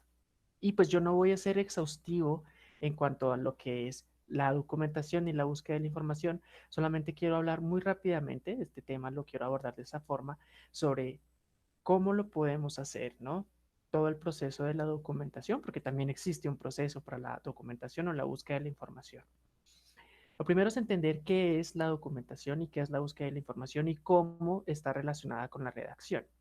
A pesar de que nosotros acabamos de ver todo el proceso de la preescritura, como reunir las ideas, crear nuevas ideas, clasificar y organizar estas ideas y finalmente llegar a un esquema, eh, muchas veces nosotros no podemos arrancar de cero. Lo que yo siempre digo, a no ser que uno sea doctor en un tema, es decir, sea alguien que tiene el conocimiento muy, muy, muy desarrollado, un conocimiento muy arraigado, un conocimiento muy alto sobre una temática, probablemente todos los demás tengamos que buscar algún tipo de información para empezar a crear nuestros escritos. Incluso aunque sea un tema tan simple como, en mi caso, el TikTok, porque hay muchas cosas que yo no conozco de eso. Y está bien buscar información. Ahora sé que muchas personas van a decir como, pero ¿por qué empiezo al revés? ¿Por qué dejo la documentación y la búsqueda de información al revés? De últimas. Y en realidad lo hice simplemente para que veamos cómo podemos generar todo este proceso y ahí sí podamos entender el proceso de la documentación de una forma mucho más simple y cómo esta documentación empieza a funcionar y empieza a fusionarse con todos los procesos que ya vimos de la escritura, de la preescritura, ¿no? Reunir ideas, eh, generar nuevas ideas y demás. Entonces, si ustedes buscan en internet, en este caso también me basé, pero esto sí no es tan al pie de la letra, digámoslo, de la metodología de cómo se escribe de María Teresa Serafini. Solamente tomé un texto, una idea. Si ustedes buscan en internet documentación, búsqueda de información, van a encontrar muchísimas formas y muchas características y también muchos procedimientos propuestos en especial por personal de biblioteca. Digamos que quienes se ocupan normalmente de este tipo de tareas de búsqueda de información son o los ingenieros, que tienen que ser capaces de recopilar y moverse por medio del mundo de la información, los archivistas o los bibliotecarios o bibliotecólogos. ¿Por qué? Porque su material de trabajo es la información. Lo que a mí me da trabajo es la información. Lo que el CRAIUSTA está haciendo en últimas es ayudarlos a ustedes con eso, con la investigación. Por eso tampoco voy a ser muy excesivo, porque pues capacitaciones sobre búsqueda de información por montones, todos los días hay. Yo lo que quiero hablar es un poco de cómo es el proceso. Entonces, lo primero que yo propongo es definir el qué. ¿Qué es lo que estamos buscando? Para empezar cualquier proceso de documentación, cualquier proceso de búsqueda de información, lo primero es entender qué es lo que estoy buscando, qué es lo que necesito, cuál es mi necesidad de información. Esto también está aplicando y está apuntando directamente a lo que nosotros entendemos como la alfabetización informacional.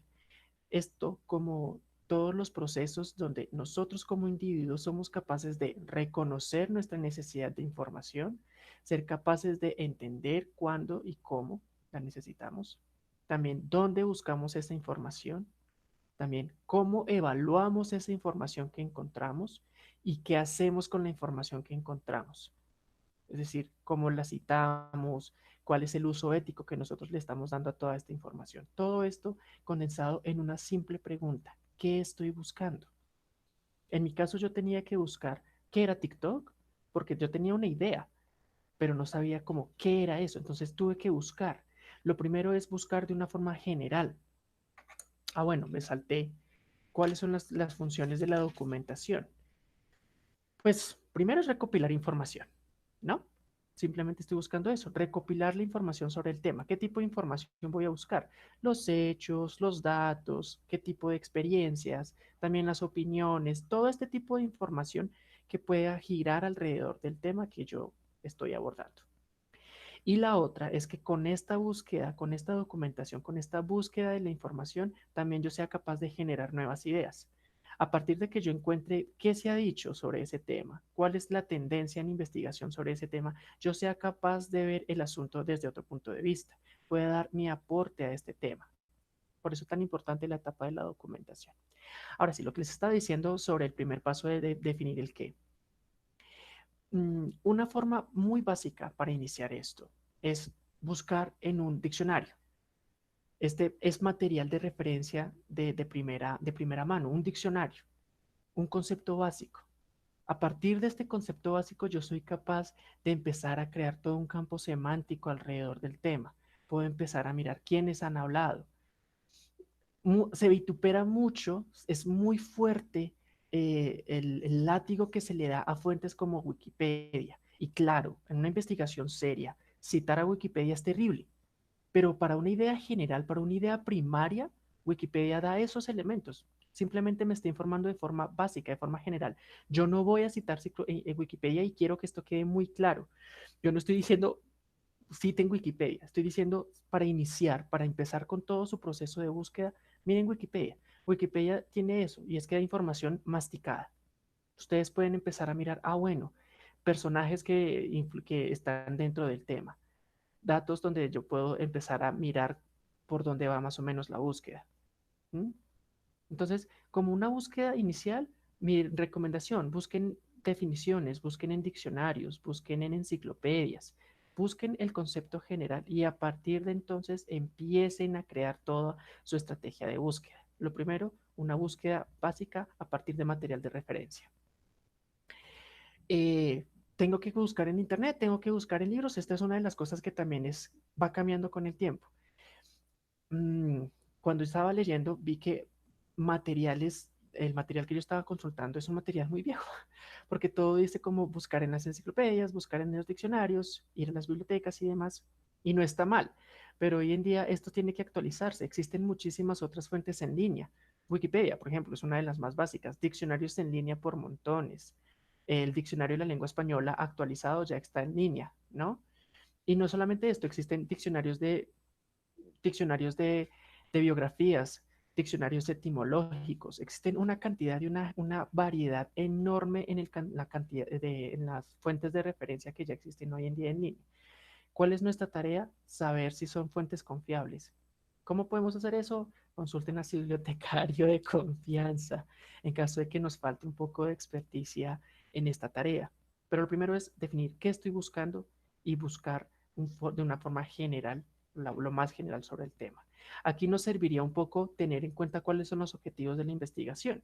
¿Por qué? Porque así yo sé qué es lo que quiero lograr con mi escrito, en este caso con mi investigación, qué es lo que yo quiero lograr con eso y a partir de estos objetivos yo puedo empezar a saber qué es lo que me hace falta, cuál es el conocimiento que yo tengo que adquirir para crear mi escrito, ¿no? Y qué es lo que necesito, cuál es la información que me falta para yo poder lograr el objetivo con mi escrito. Después de que yo defino el qué, voy a definir el dónde y el cómo. ¿Cómo así? Voy a definir en dónde voy a buscar y cómo voy a buscar. Y esto es lo donde las bibliotecas es muy, muy fuerte. Llámese CRAI, llámese biblioteca pública, llámese biblioteca especializada. Las bibliotecas y los centros de información, las unidades de información, se especializan sobre todo en esto, en el dónde y el cómo. Nosotros como usuarios normalmente llegamos con el qué.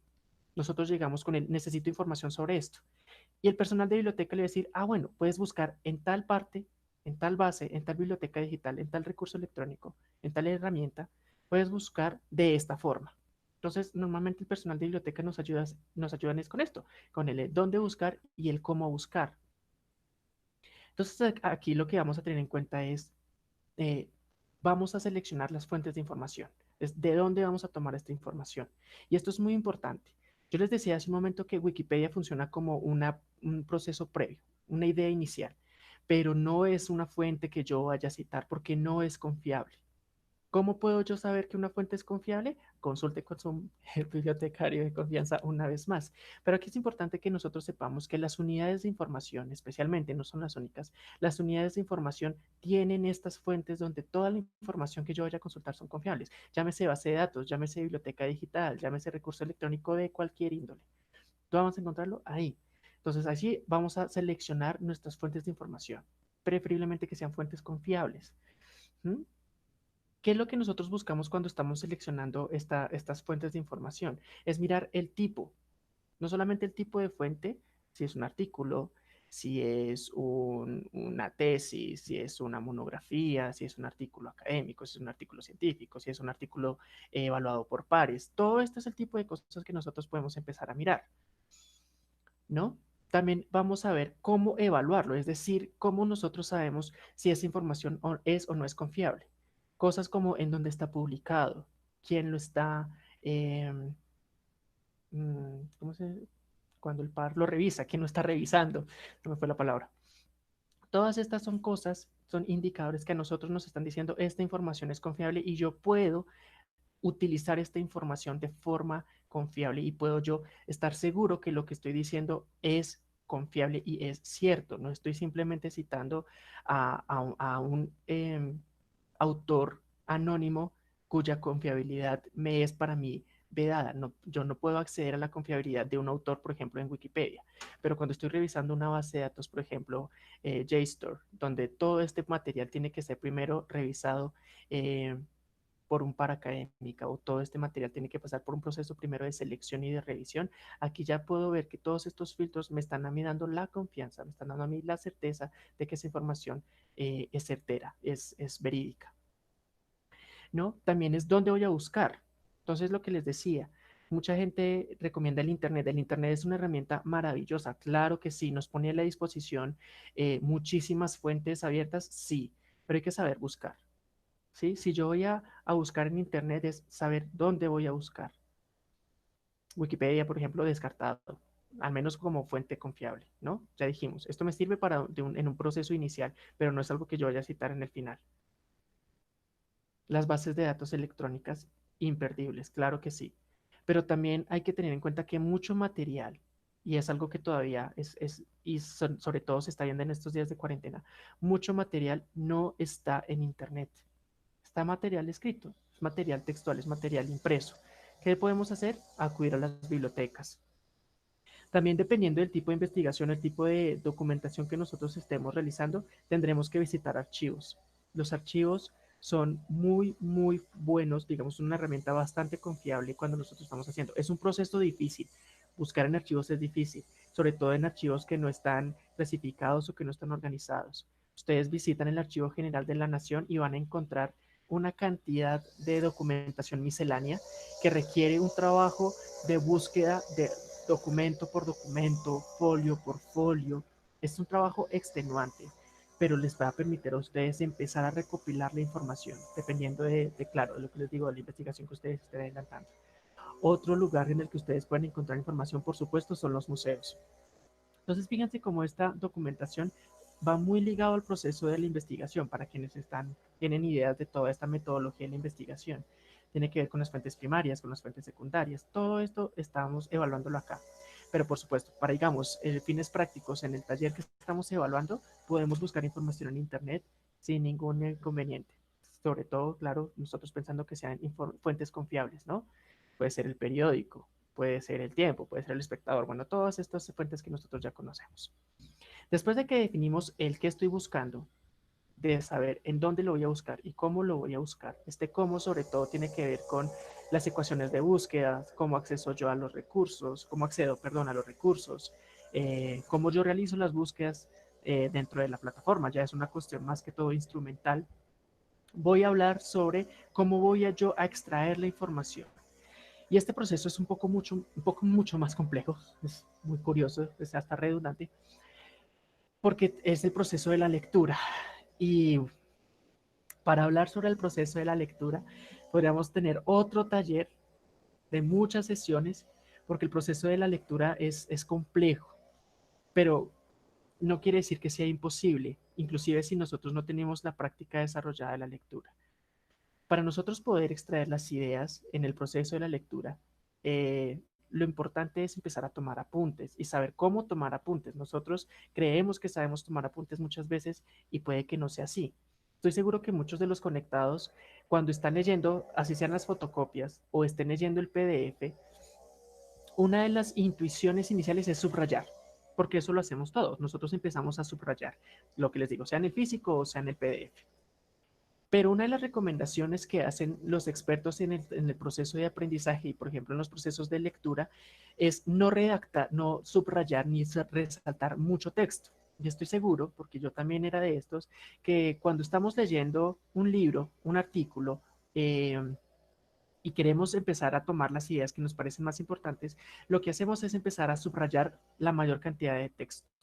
Y resulta que este es un engaño que nosotros creamos pensando que cuando subrayamos muchísimo texto, inmediatamente esta es información que ya tenemos en nuestra cabeza.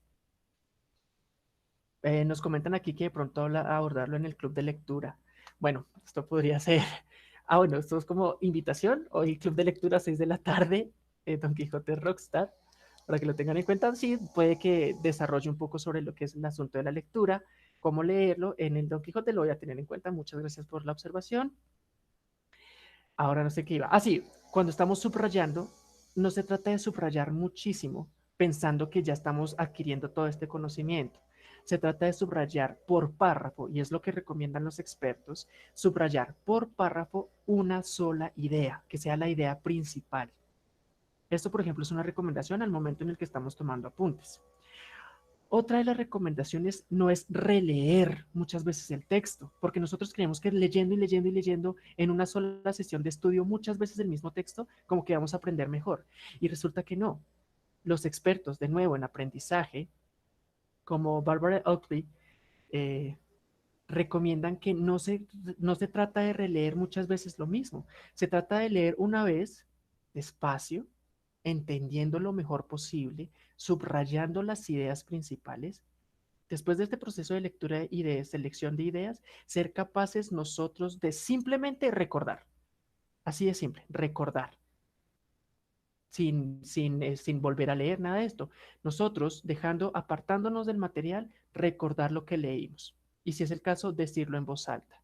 Y este solo proceso de recordar y de hablar, de verbalizar lo que nosotros leímos, ya es un proceso de aprendizaje, porque está asegurando y está probando qué fue lo que nosotros aprendimos, qué tanto aprendimos realmente de esa lectura básica. ¿Mm? Esto como recomendaciones para lo que es la cuestión de apuntes. Ya hablándolo de un poco, llevándolo a la práctica, ¿cómo tomamos apuntes? Estos apuntes son importantes porque van a ser las futuras citas que nosotros vamos a utilizar dentro de nuestro texto. Que si es importante utilizar citas, sí es muy importante. Bueno, depende también de lo que nosotros queramos expresar. Si se trata, por ejemplo, de nuevo, en mi caso, un artículo de opinión, probablemente lo que quiero que sobresalga, pues es mi opinión y no vaya a basarme en otras opiniones. ¿Metodológicamente está correcto? Sí. ¿Recomendable? No tanto. Pero si es un ensayo, si es un artículo científico, si es otro tipo de documento, las citas son infaltables, porque es donde yo sustento mis ideas. Y es donde yo, a partir de lo cual yo estoy construyendo nuevo conocimiento. Entonces, ¿cómo tomo estas citas? ¿Cómo puedo yo tomar citas? Uno de los métodos de tomar apuntes más reconocidos, bueno, existen muchos, pero para mí el que yo voy a aconsejarles es el método Cornell. Y es este, no sé si alguno lo conozca, si lo conozca, sabrá que esta metodología de toma de apuntes es normalmente para las notas de clase, cuando yo estoy en clase y estoy tomando apuntes, pero no quiere decir que no podamos utilizarlo, por ejemplo, en la toma de notas o toma de apuntes cuando yo estoy leyendo. ¿En qué consiste? Vamos a dividir la página en estas 4 secciones que estamos viendo, la superior de unos 2,5 centímetros, unas ideas clave, una sección hacia la izquierda que va a ser toda la parte de las ideas clave, después los 15 centímetros donde están las notas de clase y una parte final hacia la parte de abajo que es el resumen. ¿Cómo funciona? El método Cornell funciona normalmente en lo que les estaba comentando en la clase. A medida que el profesor va dictando la clase, en esta parte, que es la más grande, yo voy a empezar a anotar todas las ideas que el profesor está escribiendo. Una de las recomendaciones en la toma de apuntes es no escribir tal cual el profesor está diciendo, sino reinterpretar con mis propias palabras estas notas. Todo lo que el profesor está diciendo, voy a tomar las notas de clase con mis propias palabras. Y acá, en la parte izquierda, voy a poner las ideas clave, como las ideas principales, las palabras clave de todo lo que está saliendo aquí. Ahora, traducido esto en la toma de apuntes, simplemente voy aquí a tomar todas las notas. En este caso, sí podría yo empezar a utilizar de forma textual la idea del autor. ¿Por qué? Porque se tratarían de citas, ¿no? Todo esto lo estaría aquí tomando en las notas de clase y acá todos los conceptos y las ideas clave. Acá en esta parte también puedo empezar a anotar mis propias ideas cuando estoy sobre todo tomando apuntes de una lectura. Aquí también voy a anotar mis propias ideas, pero es importante que hagamos la diferencia entre lo que es una idea de un autor y lo que es una idea propia. Bueno, ¿por qué? Porque cuando yo vaya a empezar a tomar estas ideas, a todo el proceso que ya vimos de la preescritura y ya el proceso mismo de la escritura en sí, necesito saber qué es una cita y qué es una idea mía, porque son procesos diferentes. Una cosa es una cita y cómo esta cita yo la voy a defender con mis propias ideas, ¿vale? Y el proceso final es un resumen. Esto se hace después de la escritura, que es lo que les estaba diciendo yo del simple proceso de recordar. Aquí simplemente voy a escribir qué es lo que yo aprendí de esa lectura, qué es lo que me queda. Ahora, hoy en día no solamente se citan fuentes como artículos, como textos, también citamos posts de Facebook, citamos tweets, citamos videos de YouTube. Y este mismo ejercicio lo podemos aplicar para todos estos elementos. Ahora, ¿cómo se cita eso? Pregunten a su eh, personal de biblioteca de confianza. Vuelvo a esto. Digamos, mi idea no es abordar mucho en esto. Otra de las cosas que tenemos que tener en cuenta al momento de tomar apuntes es responder algunas preguntas, es responder el cómo o el qué del texto. ¿Qué está pasando en el texto? ¿Cómo está pasando? ¿Cuándo está sucediendo? ¿Por qué está pasando esto? ¿Quién está ejecutando la acción? Que son estas preguntas que nosotros conocemos desde primaria, pero que siguen siendo muy, muy buenas al momento de nosotros tomar apuntes. También hay que tener en cuenta que esta documentación y esta búsqueda de información va a ser mucho más especializada dependiendo pues, el texto que nosotros estemos escribiendo. Por ejemplo, para un artículo, o, perdón, un ensayo de clase, normalmente nosotros vamos a desarrollar una simple investigación documental de un tema. Tengo un tema y tengo que buscar documentos que me hablen sobre este tema, autores que hablen sobre este tema, que refuten o que apoyen el tema que yo estoy tratando. Esto cuando es un nivel básico. Cuando ya es un poco más especializado, de pronto que estemos nosotros hablando de un caso de un laboratorio, es un ejemplo, tengamos que dar un resumen de un laboratorio y tengamos que dar cuenta de lo que estamos diciendo, estaremos hablando de un caso de un estudio de caso. En ese caso ya estaremos hablando de una pregunta especializada que requiere una búsqueda diferente. Y mucho más especializada es cuando, por ejemplo, estoy haciendo una tesis de doctorado donde yo estoy haciendo una revisión bibliográfica del tema que yo estoy tratando. Entonces es una revisión exhaustiva de bibliografía especializada. Y todas estas tipologías de búsqueda tienen un tipo de búsqueda diferente. Pero esto sobre todo se define acá, en el dónde y en el cómo voy a buscar. Y esto como para terminar la sesión del día de hoy. No sé si tengan alguna pregunta. Como les dije, estos son como tips. No es la explicación exhaustiva porque considero que existen otros espacios mucho más especializados dentro del CRAIUSTE y dentro de las capacitaciones que nosotros dictamos para hablar un poco más sobre qué es la búsqueda de información, búsquedas y estrategias de información, alfabetización informacional, aprendizaje para toda la vida. Todo esto, digamos, tenemos espacios mucho más especializados. Yo solamente di como pinceladas, pasé muy por encima de esto. No sé si tengan alguna pregunta. Ya con esto terminamos el proceso de la preescritura. Ya vamos a entrar como tal al proceso de la escritura. Aquí vamos a ver cómo es un párrafo, qué tipos de párrafo existen, qué es la cohesión dentro de la redacción. Me preguntan si haremos algún taller. Pues el taller sigue desenvolviéndose, ¿no? El taller sigue, digamos que el taller es transversal, nos pregunta Santiago. Entonces, ¿en qué vamos entonces en el taller? Dirán ustedes. Vamos a buscar información sobre lo que estamos haciendo y vamos a aplicar la información que encontremos a todo el proceso de preescritura que ya vimos. La recopilación de ideas, la clasificación de esas ideas, la generación de nuevas ideas, organizar esas ideas y generar un esquema. Ahí es donde vamos. Y ya digamos, la siguiente sesión, la idea es empezar a ver cómo se crea un párrafo, qué tipos de párrafos hay, cómo se crea la cohesión, la coherencia, qué es el estilo, cómo funciona la gramática, la ortografía. También tengo un video muy bueno sobre la ortografía. Los signos de puntuación, todo esto cómo afecta al texto final que nosotros creamos. Si no hay preguntas, voy a esperar a ver si hay alguien aquí con preguntas. ¿Cuándo es la próxima sesión? Todos los martes a esta hora, de 10 a 12. Martes 10 a 12. De pronto que se hace que me estoy pasando un poco, la sesión pasada fue igual, pero es porque empezamos un poco tarde. Con mucho gusto, Juan Esteban. Entonces, nada, me queda más que agradecerles a todos ustedes permanecer hasta el final. Agradezco que se hayan conectado, que nos tengan en cuenta, que confíen en sus procesos de redacción a nosotros. Espero que esta información les sea muy útil, que todo este proceso, digamos, los ayude a mejorar. Muchísimas gracias, María Fernanda, Ian Camilo, Joan Esteban. Muchísimas gracias a todos ustedes. Muchas gracias. Con mucho gusto, Natalie, quien me haya hablado, porque no sé quién me habla, Cindy, Sergio, bueno, todos.